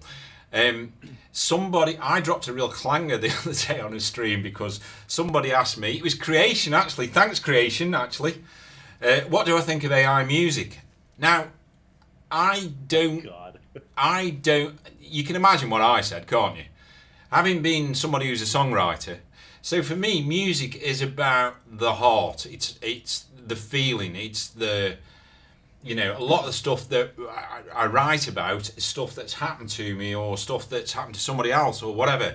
It means something. It's so, and then I listen to an AI piece. Now, I don't care whatever you write in AI. It's that, and the way it sounds is even more distressing. Dead. It's just dead. And I think, your point about the mods, the end of the day, right, our mods make connections with people, and I don't know a lot about AI, so you might kick me for this, but that deeper level of connecting with somebody and taking time to understand about that person and saying the right thing and making their day and blah blah blah blah blah, I don't think AI would do that. Well, Oscar the manager on Twitch, our be bot wrong. is AI. Yeah, and all he does is take the piss out of me most of the time. So I don't get me wrong. I do think AI's got a place, and whatever we think, it's here to stay, and we're never going to stop it. However, for the people who, like where the songs are concerned, for somebody who can't physically, they know what to do, but they can't physically sit and play an instrument, point, yeah. or Yeah. they can't. Yeah. The vocals aren't the best. It's a good tool to use. Yeah. We've been given songs which have been AI'd, and Yeah. then we've brought it to life. We've been given, the chords, the lyrics, and we've gone, here's the life it needs. This Yeah. is the bot version, this is the live version. You're absolutely right. There might be somebody out there who really wants to write a song, who struggles, who really wants to hear the way the song sounds, and AI's brilliant for that. Absolutely brilliant. If I hear another AI song, though, with the word strife in it, I'm going to go nuts. They love that word. I'll tell you. Do you want to? You guys are. We're all essentially. Honestly, I feel like we're all the same. AI absolutely has a place. I am in no way defending AI. I'm more concerned about my brothers and sisters who are going to be overly dependent upon them, and they're going to lose that level of creativity, authenticity, and it'll be a slow and steady fade for them, and then eventually they're going to lose their artistic ability altogether if left unchecked. And so using the mods as an example, Andy, you bring up a point. Everything you just described, as far as the very human touch of it, AI can and is doing that. Now, that doesn't mean it's right. Morally and based upon principles, I will never. I don't anticipate doing something like that. To have my community members talking to an AI bot fooling them into thinking that they're talking to somebody who's real, that doesn't sit well with me. It's just a personal conviction I have. But I plan on using AI mods and letting everybody know, hey, this mod is AI. It's here to help me coordinate and structure. You can interact with it and have, shits and giggles if you want to, but I just want to be honest. I know that Yeah. sounds silly, but it really means a lot to me because, to your point, as of right now, I've heard some. In fact, I went on a challenge a few weeks ago where AI or real, a song that was generated, is this real or is it AI? And almost every time I got it right. But there's one particular one that was, I forgot what program made it, but my point is basically that it kind of fooled me, and I was like, wow, so this is AI, this is not real. And my point is this: the very human nature of what AI can integrate and do itself with the human feeling. Look, a system is only as good as the user that set it in place, right? We are flawed human beings. What we created is naturally going to be flawed. There's no such thing as perfection in this world. There's just no such thing, period. But if we can utilize it for the greater good, which is of course subjective, but really greater good, and not lean too heavily upon it, it has amazing, awesome, positive implications that can help people. And as far as, for example, what Adele brought up, the person who wants to write something with AI, and I'm going to sound dramatic, maybe they're a little disabled or something like that. Well, I would encourage them to essentially create everything that they can within a pro audio software like Logic or Pro Tools, and then, as a last resort, use AI to fill in, I don't know, a drum track or a melody or a chord or something. Basically, exhaust all of your efforts in what you are creating yourself, right? And then integrate an outside influence as needed as a last resort. That's what I would encourage people to do, but that's just me being a little picky. So anyway. I want to change the subject, and I will incorporate that question in changing the subject. But just before I do that, I just want to, again, give a massive shout out for Bull. So Bull has been working with Adele and me for longer. So you haven't even mentioned it, Chavez, actually, which is a bit naughty of you. How good does this man look? I mean, have you not seen that I've lost like 30 odd pounds? So I've been Well, working. I've always been attracted to you, Andy. Well, there you go. Oh my god. This is romance. So the Bull Academy is doing great work with a lot of people. Adele's in it now. It's truly remarkable the change that Bull has produced with a large number of people. And if anybody's interested, jump on, go to the Bull Academy, have a look at what's going on there. It's really, really good fun. And so I just wanted to say that. Right, changing the subject. Okay. So one of the questions was, and I want to ask this question before, and we'll incorporate that in it. So if somebody was starting new and hadn't got, or even somebody who's been doing it a while, what's your advice to people who say, I need to get more viewers in my chat? How do you get more viewers in your chat? So one of the questions was, how important is it to post on other social medias to promote? And how soon would you suggest posting on social media? So my honest view is that if you rely simply on social media to get new people into your channel, you will fail. That's what I'm going to say. I'm not saying it's not helpful, it is. What's your view, Chavez? How do you get people in your chat? Or don't you? Well, so let me preface this by saying, as of late, these past few weeks, I'd say weeks, maybe a few short months, if anything, disregard any of my activity as of late. I got a lot of other things going on, which maybe we'll get into later if needed. But a great question, another really, really loaded question. Social media is there to help. I'm going to start off by saying this. If you have the money, and only if you have spare money, because let's be honest, content creators, we're struggling. What it is. If you have extra money, this is the first choice.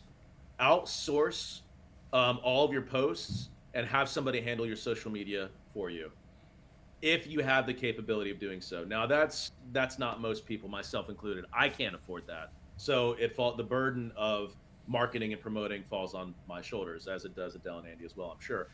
Um, what platforms to use? Again, what time, what hashtags to use, how often, how frequently. We honestly, we don't have time to get into that because there's so many things to consider. But what I can tell you is learn the process of each platform. Every algorithm is different. Every following is different. I can tell you the biggest thing right off the bat is Twitter, Twitter, Twitter, Twitter, Twitter. Yes, it's like super heavy into politics right now. Ignore the noise. There's a massive, massive community of streamers, content creators, and agencies, sponsors, managers, agents.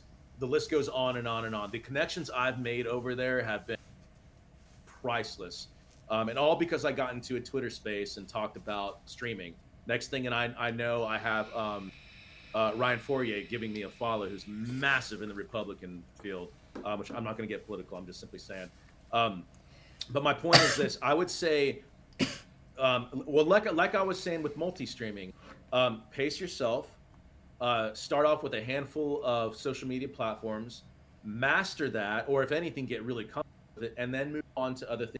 Add that to your workload as needed. You have to set yourself up for success and set proper expectations. And as Adele said a few times, realistic goals, attainable, realistic, practical goals for yourself, and make sure you don't burn yourself out and overload yourself. Now, real quick to address the first question, I'm going to be honest, I'm so sick of hearing that. How do I get followers? How do I get? That's up to you, man. Figure it out. There's bajillion different ways. Marketing, promoting, have a good personality, getting good production, making sure you're not boring, analyzing yourself. Look at your own VODs. Are you lame and boring and dumb? Are you energetic?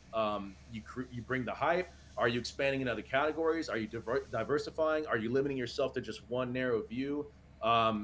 If you're doing this, maybe you're locked into just that and you can't even see outside. Ask for feedback. Ask questions, get involved, look at what's working for other people. Look what's not working for other people, learn from their mistakes, ask what, like, the list goes on and on and on and on. And I don't mean to sound mean, I'm just being honest with you. That question is so burned out. Every streamer, I'm not going to speak on Adele and Andy's behalf, but I'm tired of hearing. We had to figure it out on our own. You should be as well. There's no universal answer that you can take and imply or rather apply to your own stream to really make something happen. And once they do get there, then the next question is, well, how do I keep them there, right? And I got no problem with these questions. I'm just simply saying, especially the first one, how do I get viewers? It's like, okay, well, how do I get money? Well, go get a job. Oh, okay. Well, what does that look like? Like, come on, let's use some common sense here. You know what I'm saying? So anyway, I'm just being savage. Yeah. Okay. I mean, yeah. It is a question that's asked all the time, and I think there's probably enough people that come through the door in terms of people that join your stream that if you are doing the right thing and you are entertaining those people, they'll come back. It's as simple as that. I think people deal with people.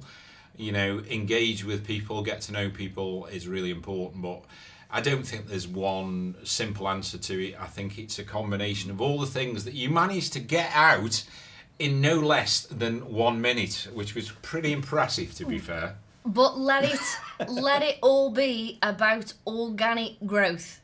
Yes, for God's sake, do not ever Pay for follows. Do not. Pay for chat bots. Pay for view bots, because you will not get anywhere with it. Can it be helped if somebody plants bots in your channel, which can happen on any platform? Of course it can. Yeah. That can't be helped. We have messages, 4 times a day of people saying, we can solve your problem, we can get you more viewers. And we're like, fuck off. No, yeah, we don't want them. Look at your analytics. The don't care. downloads should be Not here. interested. Sorry, we grow organically. We always will.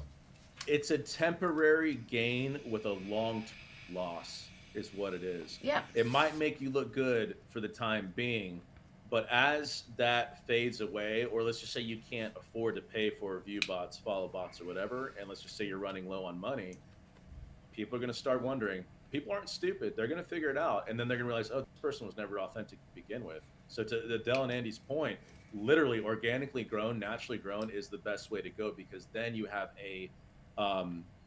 I don't even want to say a temporary loss. It's not a loss. It's the scenic route. You're going around the longer way, but the long term effects of that is absolutely or should be positive and better for you. And I'll just very simply say, y'all, streaming's not for everybody. There's a reason why more than 98% of streamers fail and they fade away. It's not for everybody. So don't be misled like, oh, this is a dream job. This is great. The payoff is great, absolutely. But I mean, here I am now at 40 years old, and I'm still struggling with finances, y'all. Yeah, it's quite. I saw some figures the other day which were scary, really, about, and I can't remember the exact figures, but It went all over Twitter. it was like What's that noise? something like, I don't know. I keep hearing something as well. It's like 50 odd % of people fail in the first 3 months, and it goes up and up and up until it gets left. So anybody who's streamed over 3 years is like, you were one of 3% or something ridiculous like that. So don't underestimate how difficult it is. Gas Milan has just put in fact a very interesting situation has been discussed today. It seems to me that if you are yourself, then a permanent audience will come to you which will support you. The situation is paid, not always a winning one. I mean, we talked about authenticity, and the one thing that, and this leads me on to my next question, really importantly. We've talked about this idea. We said all along that we're called the Nut House, and that's because we have a laugh, basically. Don't get me wrong, we take our music seriously and we want to get the best possible music out that we can. But we can't sit on a stream for 3 hours being bored. We have to laugh at ourselves. We have to laugh at people. Yeah. We allow people to laugh at us. What we talk about on our streams. We talk about what's happened in the day. You see in our social posts, we open up to ourselves. We are exactly on stream, and everybody has said it who's met us. We're exactly on stream how we are in real life, and I think that's really, really important. So that's Gas Milan, and that's a really important point. And I know Chavez is exactly the same. Thank you for the lurk, Phoenix. Where I wanted to go next. Oh, by the way, Bull, I don't know whether you were serious about us playing a song. If you are, we don't mind. Where I wanted to go to next was culture. So I think one of the things that's really important, so streamers a lot of streamers don't realise this, is not necessarily about the content, what you do on stream, etc., etc. Think about it this way. So about 15, 20 years ago, when I was a young man, almost, everybody used to go down to the pub to see the mates, right? That's what people used to do. Pubs used to stay open until 11, 12 o'clock at night, and we all used to socialise and go and see our mates. The streaming world now, most of the successful communities that I see is there are a massive amount of people who come into that community to see people that they know and get on with. It's absolutely crucial, and you've got to cultivate that or allow it to happen. And one of the ways that you, I think, can add to that, or at least you can do as a streamer, is make sure that the people in your community are part of that culture. What you don't want is cliques in your community. What you don't want is people who are going to upset people in the community, and etc., etc. Do you believe in that, or do you just let it be? Just so we are aware, Kick has crashed. Ah. However, we're still live, so we're still live on Twitch. Just so you know. It's still live on my end. It looks like you're still live. Here, let me refresh the page just to see if you have a 404. How was that? I don't know. I think we've got somebody upstairs in our house. There's something strange going on. Could be. Honestly, it actually might be my kid. Kind of stomping around all over the place. Okay, Weeb Logic, interestingly, just followed us on Twitch. Does that mean you can't see us on Kick? No, you're still live on Kick. I'm looking at you right now. So it's just the chat then, I think, that's maybe frozen, I guess, or stopped working. Yeah, that's weird. Okay. This has happened to us before, to be honest, where the yes, I can see, but I just can't chat. This has happened before on Kick, to be fair. Yeah, Kick is always. Oh god, I even need to sign in again too. That's weird. Yeah. Anyway, well, to answer your question, Yes, I do believe in that. Cultivating. I'm just laughing because Spyro's just said, no, kick chat is broken, but is able to type. It's an interesting In other one. news, water is wet. You'll love this one, Adele. What? Spyro's just said, no, kick chat is broken, but has just typed it in the kick chat. It's Okay, back maybe now. Kick I don't was know. messing up, actually. Apparently it's working now. Um, Sorry, yeah, Chavez. so no, you're good. Adele, I was gonna. Can she hear me? Yeah. She got the headset. Okay. So Adele, by the way, I think what you're hearing is probably my son stomping in the room above. Do you know me, what so I found that's funny though? probably- It was me that went to go and kick someone's ass, not Andy. it was me that was like, right, who's here? I knew it was I'm going up with a baseball bat. I knew it was in Chavez's house, That's so funny. but I thought I'd let you yeah, go I anyway and make a think- fool of yourself. I think Kick really is actually messing up, but that's fine. Anyway, well, for people on Twitch, I do believe in that. I do creating a environment of whatever you want it to be. You know, whether it's everybody kind of says the overall general statements of welcoming, friendly, being kind and polite and respectful, and that's all true. That kind of goes without saying. Yet at the same time, what I will add to that is it's up to, in my opinion, it's up to the streamer to be the middleman or the liaison between, I'll say, viewer A and viewer B. So two different personalities completely, right? They might be similar, but they're still very, very different people. And if this person agrees with certain things that you say, and this person disagrees with something that you're saying, or maybe even with each other, it's up to you to find a unique, clever way to bring them together, if possible. If possible, I've had full-on blood feuds in my chat before because of a disagreement. Now, of course, just backing up real quick, texting is the most impersonal thing ever. You can't register tone. You don't see them. You don't know what's going on. But it was obvious that these two were absolutely pissed at each other. So, I had to shut it down or whatever. But that's my point, is that you are the leader, and you need to figure out a clever way to bring these people together, if possible. And if done correctly, you will have one vibe, one environment, one feeling, and it'll completely break all cliques. And the challenge, I think, for the streamer is whenever either a clique might be forming or a disagreement happens, or you feel that tension, or whatever the case may be, it's up to you to just attack that head on right away, and either A, shut it down if it needs to be shut down, as I call dropping the hammer, or addressing it to get that level of consistency that we were talking about earlier. It's a very unique psychological thing. I'm huge into psychology, sorry. It's a very unique psychological way to maintain that level of consistency, staying true to your morals, values, and principles, and setting the example for the rest of the community. And if that person comes in with either bad attitude or whatever, and you lay down the law or whatever, and they're gone, well, then you've done your part, because they don't need to be there to begin with. And it's usually if it's a newer person. If it's an ongoing person long term, then there's a little bit more, figuring out what's going on. I like to actually I'll take this one step further, and then I'll shut up.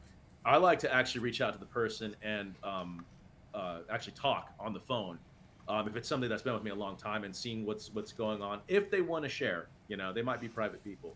But it's a tough thing to maintain, I think. But to lay down right away and be consistent, one environment, one vibe, one community. I agree with that for sure. I just want to say as well, to anybody who's watching us over on Kick and has come over to the Twitch side, we do really appreciate it. We do, absolutely. Yeah. Yeah. Before I answer my next question, is there anything that you want to raise or talk about? Because I'm conscious that me and Chavez chat a lot. No, that's okay. I was just trying to see. I'm what's the word? Troubleshooting. Troubleshooting. I'm troubleshooting. I've now forgotten what it Having was. some I was technical doing. difficulties? So Jay's just said, see, this is the benefit of multi-streaming, and agreeing with your comment earlier, never put your eggs all in one basket. And this is why we always ask everyone who is following us on one streaming platform, please make sure you're following us on both, on the occasion that one of the platforms goes down, because this is a perfect example of why we There you ask go. such a thing. And if you'll be so kind, plus follows are free. Okay, so we're obviously we've got through quite a lot of stuff at the moment, but what I'm quite interested now to talk about, which might be contentious, but we'll do it anyway. Oh, let's do it. You know me. I don't shy away from anything. So you've been doing this for 7 years now. You will have gone through a lot of milestones, which will have taken you in a lot of different directions. And again, one of my contentions is with strategy is that we all might have a plan, but that plan gets disrupted by all sorts of things, and for me, doing the same thing and expecting different results is a sign of madness. So we have to adapt to the environment that we're in and the different elements that come to test us. So you've been in this for 7 years. You have had lots of different changes going on. What does the future look for Chavez? How does the future look for Chavez?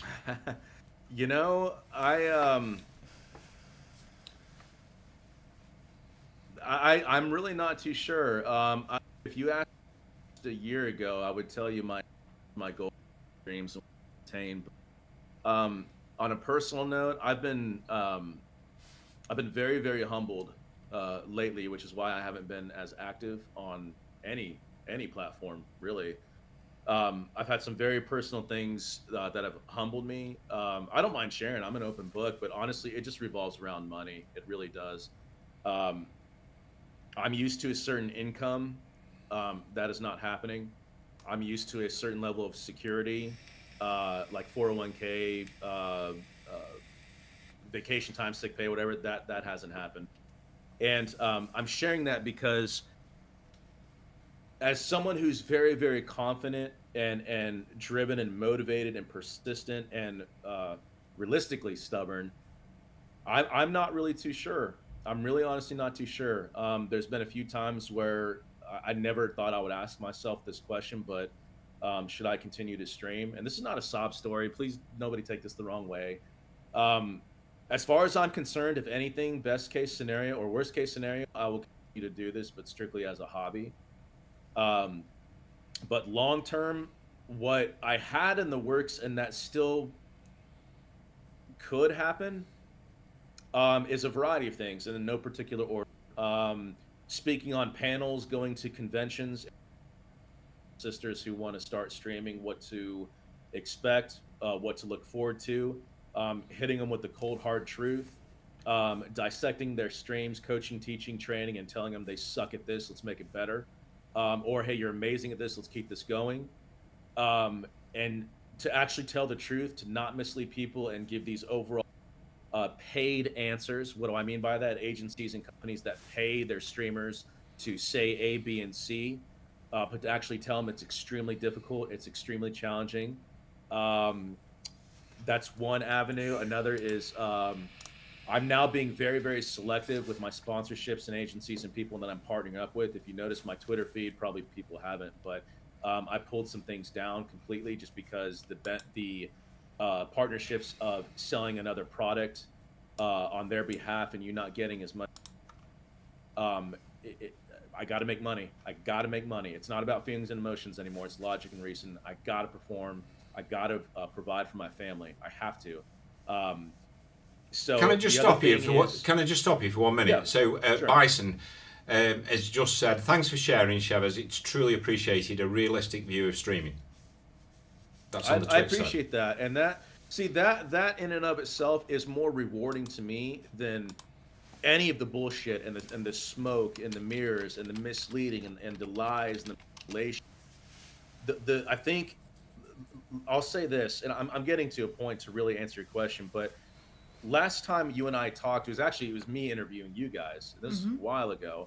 And one thing I stand true on, and this is a very unpopular opinion, and this is probably why, no, it's not probably, this is why I'm not gaining any serious momentum or I'm not popular or whatever, not like I'm looking for fame, but I saw a very unique opportunity in this incredibly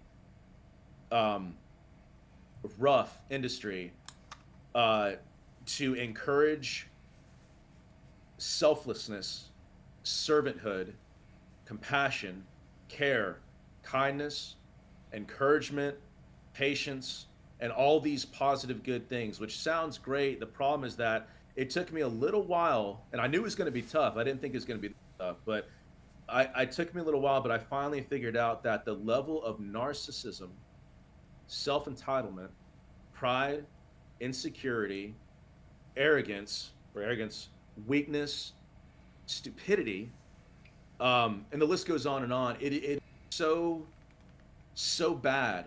It is so very bad that the only way that I feel, and I'm kind of venting at this point, so bear with me, but the only way that I feel that I or some of us like me who believes in this stuff can make a difference is if we sell our soul to be able to get ahead, say what they want you to say, do what they want you to do, and get in line, don't ask questions, and just move forward. And that's the reason why I am not as popular or known as I am, even as a verified Kick partner. I'll be the first to say it. You know, a lot of platforms have dropped the ball, and I won't really necessarily get into that. But I think the future for me now at this point is I'm actively looking for a job.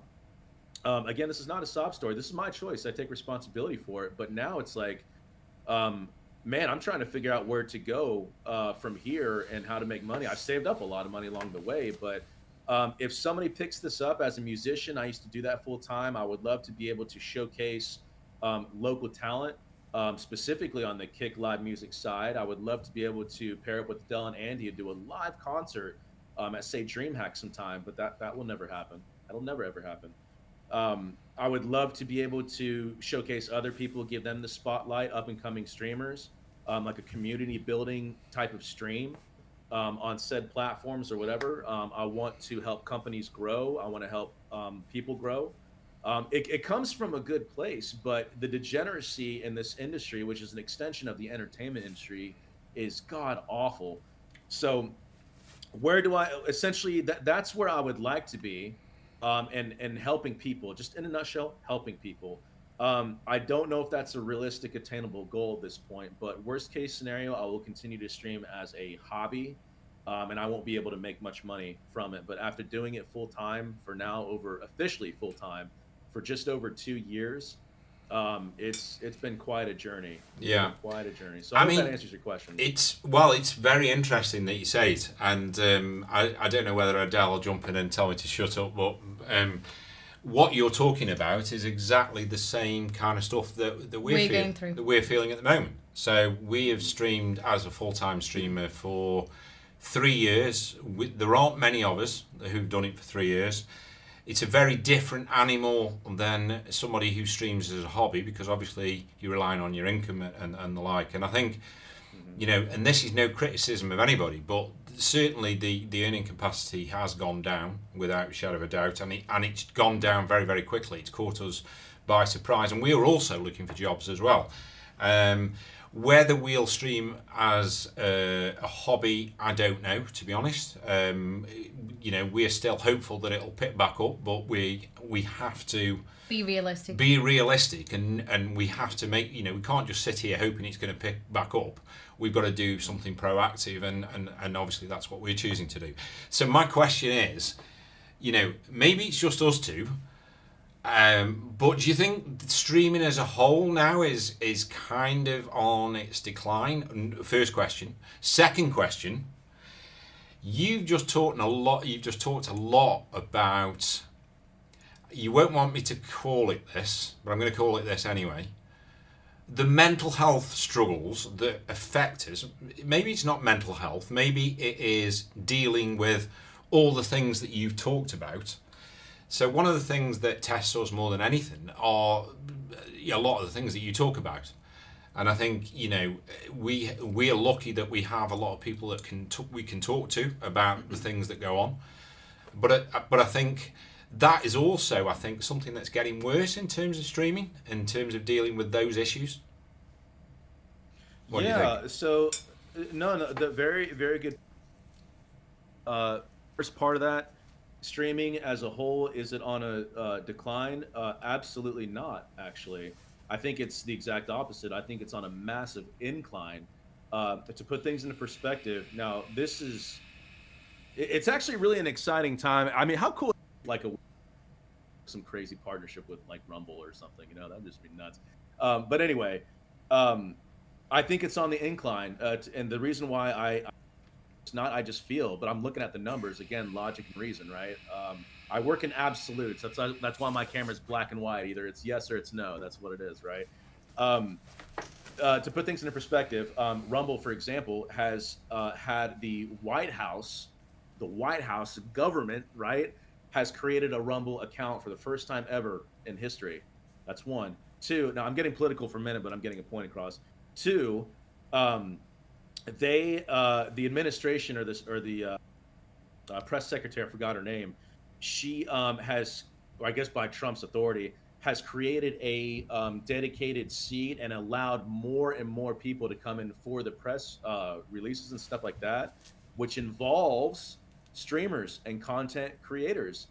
One of the ladies, I forgot her name, something Steele. She was one of the first ones. Chris Pavlovsky, the CEO of Rumble, for the first time went into the press secretary or press release place where they talk about all things.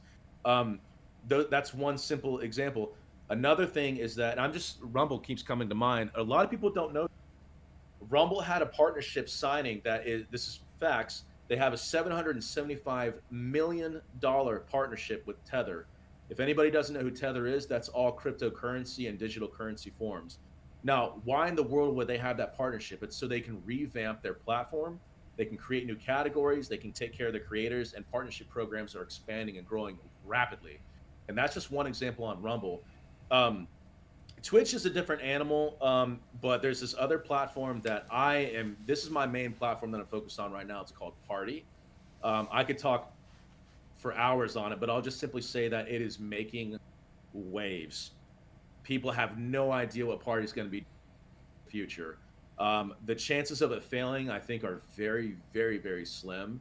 But I'll tell you that 2025, I predicted this back in 2023, but 2025 is the year of the streamer. It really, truly is. And I think the reason for that, whether we want to admit it or not, is political. Trump being in office and actually, being a beacon. I'm not crazy about Trump, by the way, so nobody jump down my throat about this bullshit. If that offends you, don't fucking talk to me, okay? Just pardon my French. But I'm not going to say, oh, he's restored free speech. I'm not saying that, but what I am saying is that he's going after the evil. He is going after the evil. He's not a perfect man. He never will be, but he's going after the evil, including censorship, and completely disbanding certain agencies that have been actively weaponized and used against us, including you two and any other content creator, streamer. You can't say this, you can't do that, you can't do this, blah, blah, blah, whatever. When that actually gets to where it needs to be, then and only then, I think that the streaming industry is going to absolutely bloom and just blow up. But 2025 is still the year of the streamer, and this is actually, ironically enough, a very unique time to get in now, especially for smaller to mid-sized creators like us. I wanted to interrupt you. That was going to be my question then. So if your contention is that streaming is going to blow up and go positively on the incline, why are there so many streamers at the moment who are struggling and thinking of giving up? Well, I think it's for a variety of reasons. This can kind of tie into mental health a little bit by saying that the biggest enemy of the streaming industry right now is degeneracy. Think about it. If you can start, maintain, and end with a shock and awe campaign for the same reason that Kanye West strutted his wife down the Grammys, who was completely naked wearing like a see-through dress. I mean, cameras everywhere, video, blah, blah, shock and awe. Oh man, headline news, millions and millions of views. By the way, blah, blah. I bought Adele that dress, by the way, just so you know. Nice! Stream it, you'll get 1 million followers. So, have that. Sorry, I hadn't told you yet. I mean, I don't know if this is cross. Maybe I should have told you first. I would like to see it. I just want to test and see. No, I'm sure she would look stunning anyway. But no, I think that's the very thing that I'm trying to go after. Encourage boys to be gentlemen. I want to encourage girls to be ladies. chivalry is not dead, modesty is not dead, but if we're not careful, it's going to be an extinct species. Right now, it's endangered, right? And that's what I'm saying, coming back full circle, that degeneracy and shock and awe is the greatest enemy right now of the streaming industry. There's tons of streamers that are successful, but then when you actually listen to what it is that they have to say, they're stupid, they're ignorant. And quite frankly, you two would be way more qualified than half of these millionaires who are streamers and content creators. Those are non-tent creators. You have hotties who are flashing their tits and doing, a nip slip or whatever. And then just as Creation was saying earlier, he's joking, but there's absolute seriousness to that. Shock and awe. Oh, oops, 5 million views, blah, blah, blah. Adele's nip just slips right out. Oh, no, now followers, a bunch of subs, blah, let's go. Because everybody's behind their keyboard going, I wouldn't be God, that man, subtle come about it. on. I'd be like, oh no. It's funny. It's funny. Alright. It's funny because the busiest part of last night's stream was a 5-minute interlude where Adele got the song lyrics wrong, Oh no. which we can't talk about. But yeah, you're right. So what you're saying is really, I think, is it's not streaming that's going down. It's the fact that Small-minded people.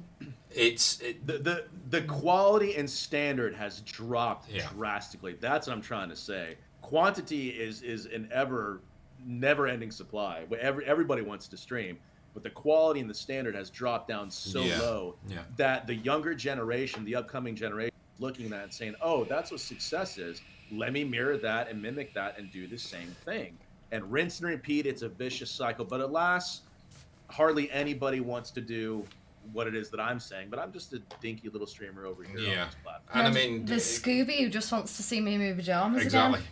I mean, at the end of the day, we come back to, so we have pretty, don't get me wrong, there's swearing on ours, and we talk about all sorts of innuendo and all the rest of it, but there are certain values that we uphold that we would never change as people. We're human beings and we believe in certain things, and we wouldn't do some of the things that even if it meant becoming a successful streamer. So My view is... And you could, right? If you wanted to, opportunity is there. But look, there's a choice to be made every single day, especially as a streamer. This applies to life.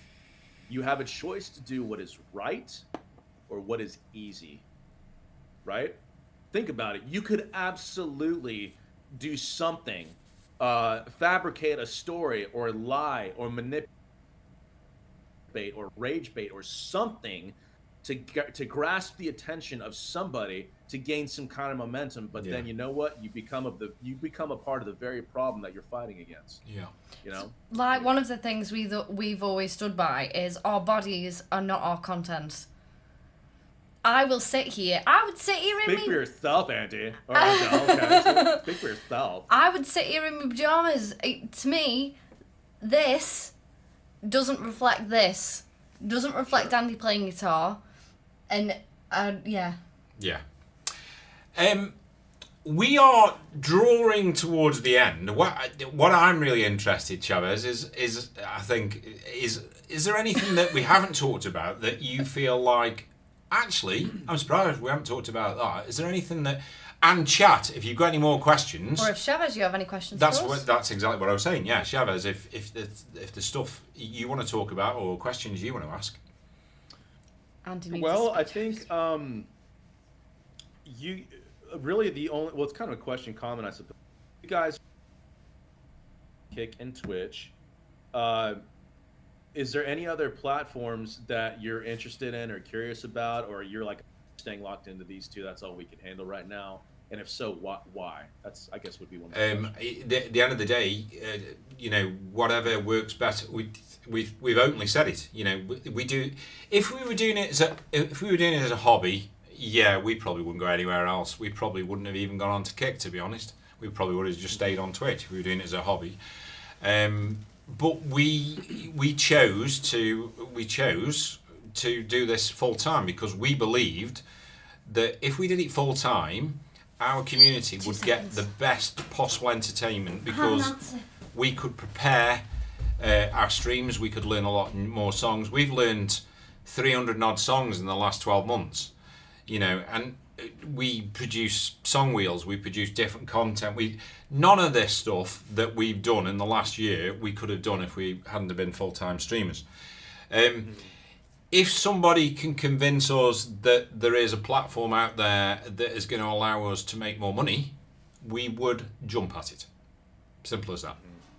And that's the reason. There's no other reason. We would do it because we want to.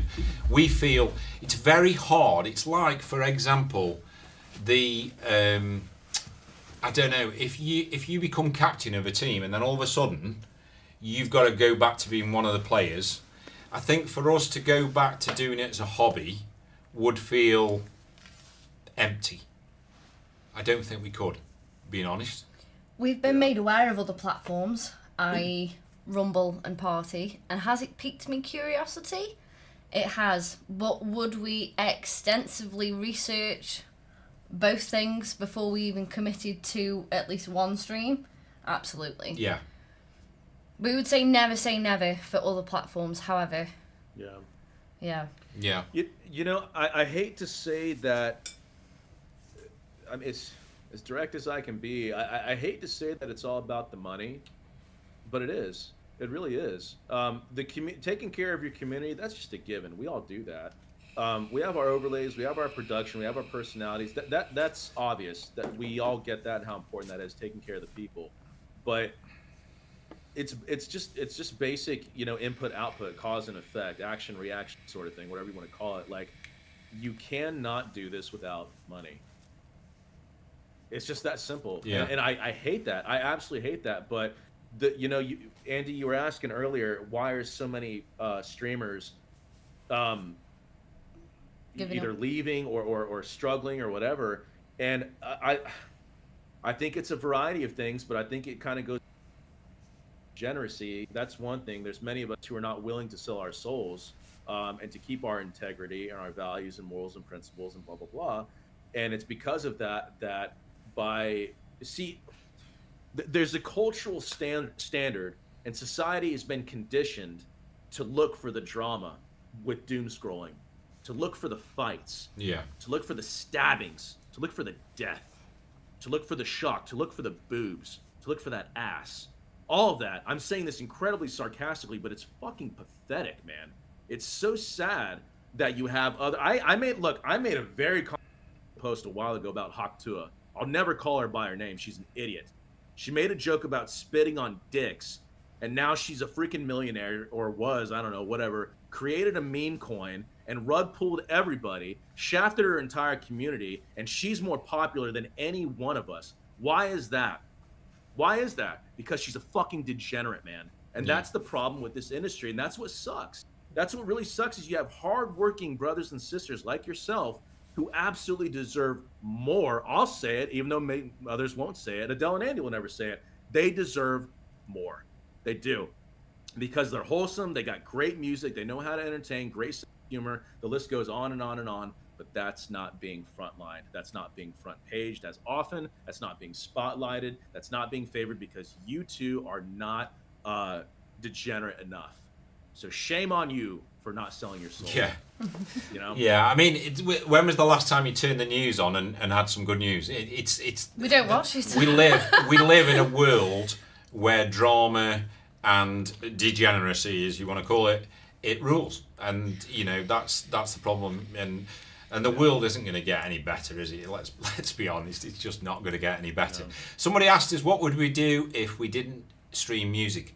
I mean, so Adele already does garment printing. She'd probably do more of that. I can do all sorts of consultancy, pretty well edged. Which we're looking at the moment. We can do live gigs. There's all sorts of things that we can do, and we are looking at them. Being brutally honest, we hope that we can continue doing it full time. But you've got to have a backup plan. So, Cinema Crypt has asked, how do you feel studio setup helps hurt streams? Like, with me, I have a very bland backdrop, still setting it up, but I see other people with like a whole professional looking studio setup. I think my response to that would be everybody's got to start somewhere. Yeah. So we were sat on our sofa sharing a headphone, and look at us now.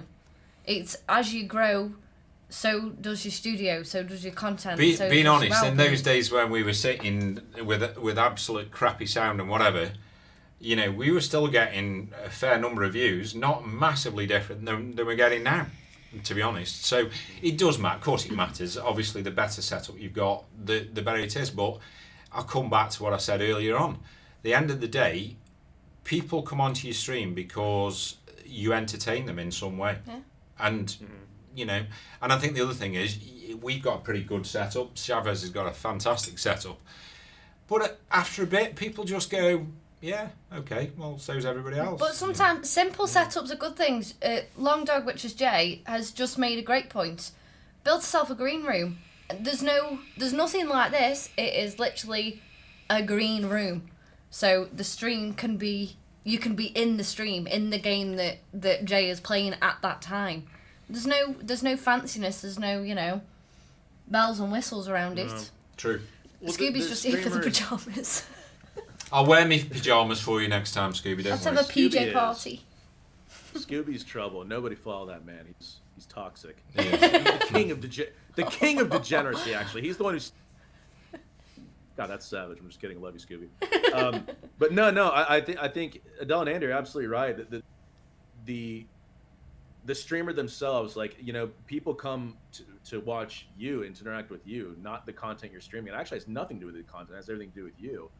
And I think that's a basic standard concept that a lot of people miss, is that they, not saying that the person who asked that question is overly focused on production, but sometimes their priorities are out of whack, where, oh, they want this lighting, they want that, I have a better camera, whatever. And that's all important, but those are just additions to the core value of who you are. And all it should be doing is adding on to, or what's the word? I'm drawing a blank, but it should be able to essentially intensify your already existing personality and who you are as a person. You know, perfect example. Everybody's terrified to name drop. I give a shit. Look at XQC, for example. I don't particularly find his streams interesting. I'm not really crazy about him, but his production's shit. It's garbage. It's trash. I hate it. It's terrible. But you know, he's considered successful, right? But he's making a lot of money, and production-wise, it's terrible. But he plays games. He's interactive enough. Talks to his people, and people love that. That's my point, is that you don't need a top tier production to be, you know, considered successful, or even to gain any kind of traction at all. So what I would suggest to encourage you to do is continue to fine tune your own presentation, your professionalism, respect, and all the things we keep talking about, and then the production will come, because naturally, if people see that, they're going to want to help you with that journey, and then they will donate or hopefully support you with a new camera or whatever. I mean, honestly, I'd say 30% of my gear has come from my community, and my gear is expensive. My gear is very, very expensive. So just a thought. I mean, like, for example, people will come into our stream and say, I've never heard sound so good, and your cameras and everything, and then 1.5 minutes later, they've gone. Whereas somebody will come into your stream, you'll randomly embark on a conversation that means so much to them and has been with them that person has been with you ever since for the last 3 years. And to me, that says it all. You know, it's about connecting with people on a particular level. Alan's just said, I'm always mindful of the fact that in the gold rush, the people who made the most money were the folks selling pickaxes. This would explain the rising trend for online courses, etc., or mentorship programs. Yeah, agree. Yeah, or there's behind the scenes. I forgot what it's like. Basically, an inner circle. I don't want to say unlawful, but they're basically sub streamers out there. There's manipulation left and right. Of course. You don't know what you can believe anymore. You have people that have 2,000 active subs on Kick. Like, do you really think they got those by themselves? You know what I'm saying? Like, there's a lot of rigging and shit like that in this industry too. That's part of the degeneracy. Yeah. Side note. But you know, one other thing I was going to say that we talked about earlier, how to keep people active in your chat. One thing, like, we all got to understand, and Adele and Andy, I know you would agree with me. One thing we all need to understand is that just because we're talkers, just because we're outgoing, or just because we have the personality, that doesn't mean that everybody's like that. In this day and age where again, back to culture and society, we are distancing ourselves further and further away from social interaction with another human being. Sadly, it's unfortunate, but it's because of that the mental conditioning, which ties into mental health, the mental conditioning of that, in turn, plays into the online industry, the streaming industry, where people will come in and they'll watch, but they're terrified to talk because maybe they're honestly a little socially awkward. Maybe they don't really know how to interact. I'm not trying to be mean. I'm just being honest. Maybe they've never really had a genuine conversation. Maybe they were adopted and they've never really been trained or conditioned how to actually have a regular conversation, or whatever the case may be. I mean, look, we're all a bunch of weirdos. All of us. Every single one of us is a bunch of weirdos.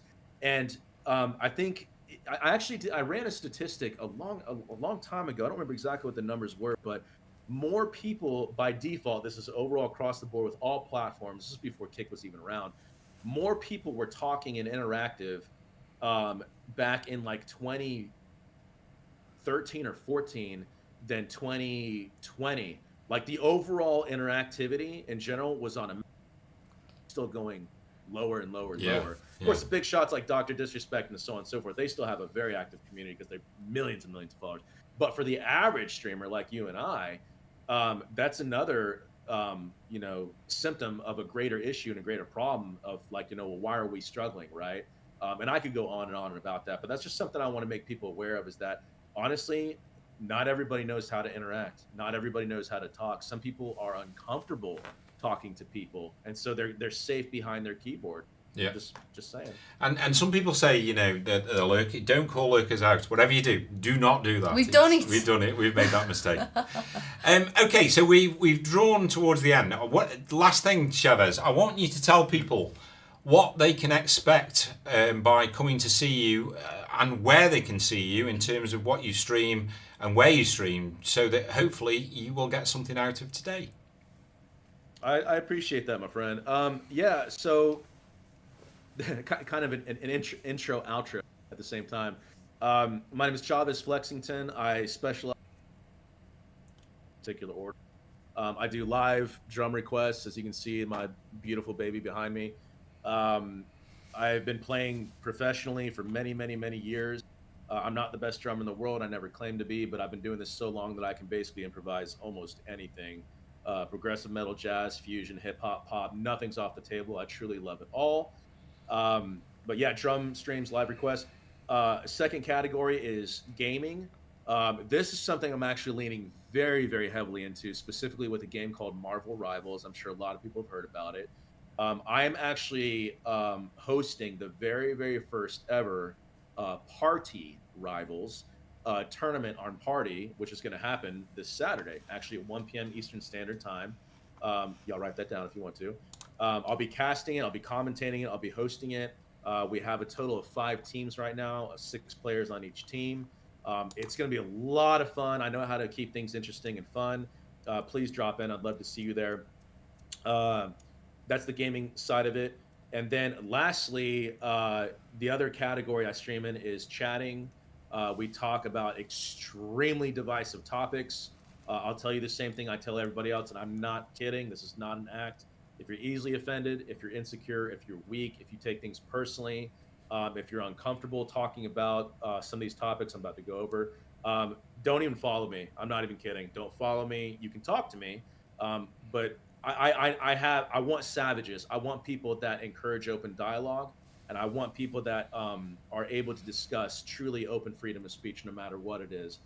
Some of the topics involve abortion, politics, faith, race, money, finances, parenting, marriage, you name it. Nothing's off the table. All the things that make most people comfortable, I go right into, because I want people to hold each other accountable. I want others to help. If you can learn from my mistakes and that helps you out, that is a win in my eyes. Those are the very 3 things that I typically stream on. And as far as the platforms, Party is my number 1. Kick is, I guess you could say, my number 2, mainly because I'm not sub-split. But Kick has fallen off drastically. But Twitter, I'm getting back into. It has all the demand, millions users and viewers, but the supply is not there. Not too many people are streaming. They need to work on their infrastructure. But I am live on there. And then lastly, Rumble. Rumble is becoming a massive player in the game. I go for the underdogs. I did stream on Twitch. I have no desire to go back to Twitch. This is just me personally. I can't, in good faith, go there knowing that money that they are giving to me sub-wise, half of that's being taken away from them, and I get very lose for both of us. More than half. That's More than just me. half, actually, but yeah. Oh, well, there you go. All the more reason, more than half. But anyway, yeah, so Party, Twitter, Rumble, and Kick are my main 4 platforms. I went over the topics, the categories I stream in, and I'll talk to anybody. I love going to conventions, but I also want to get into, the last thing I'll say is this, especially the Marvel Rivals tournament. What I'm going to do is actually, when I stream that, I'm hoping to use that as a proof of concept. Here's the business entrepreneur within me. As a proof of concept, I'm submitting that to 3 different agencies within the Marvel Rivals game, the actual developer, and hopefully maybe I can actually work either for them or with them in hosting future tournaments. People don't know that I actually cast tournaments all the time, or I used to. So that's kind of like my last-ditch effort to see if I can make any kind of income from this adventure. Otherwise, it's just going to become a hobby. So we'll see what happens. Excellent. Well, I'm going to add to that in terms of you kind of all know what we do. We stream all sorts of different types of music, but we also do a lot of in real life stuff. We also kind of do dip and dab out gaming, etc. Although that's got kind of less. But we are next on Saturday night For Andy's birthday. for my birthday, so we're excited to that. I want to say some thank yous, first of all, to our mods. I don't think Andy's here, but to Long Dog and to Dawn, thank you so much for today. Thank you, everybody who's joined us today. I think it's been an incredibly interesting afternoon. And Chavez, thank you. Thank you for your honesty, which we're always going to get. Thank you. Hope you've enjoyed it. And folks, please drop Chavez a follow. You've seen what he's like. He's no different, no matter what he's doing. He is an incredible drummer as well, and an all-round good guy. So we're going to have a look for some raids, and then we'll have a 5-minute chat afterwards, Chavez, if that's okay. Yeah. We just yeah. like I'm gonna just I'm like gonna to go get, take a leak. just do your like to thing, get I'll some be feedback. Would you like to choose the raid on Kick, Chavez, or? Well, actually, my laptop is down. Oh, okay. You guys choose. It's all right. Okay. Okay. Pressure's on you. Okay. Okay, so we're going to go and show some love. What platform are you looking on first? I'm on Twitch. Okay.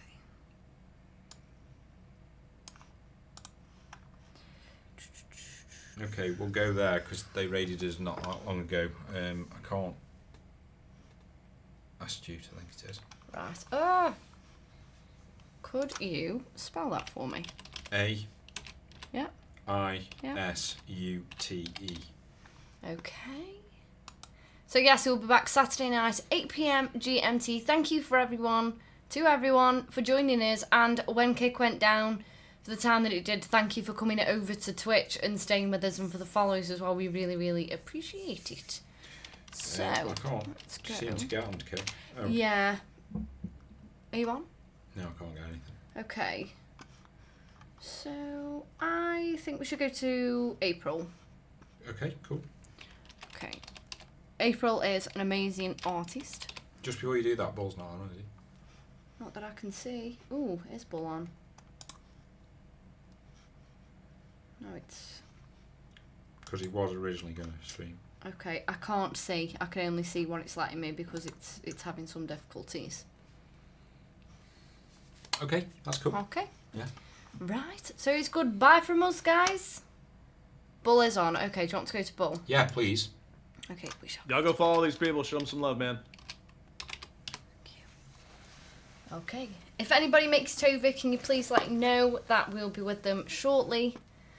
I'm really satisfied with the answer. Thank you very much. No problem at all. Cool. And yeah, goodbye from us, guys. See ya.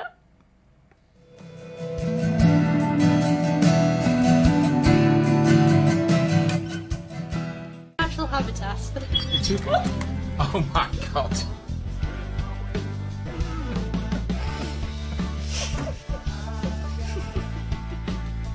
You see what I mean? So close, no matter how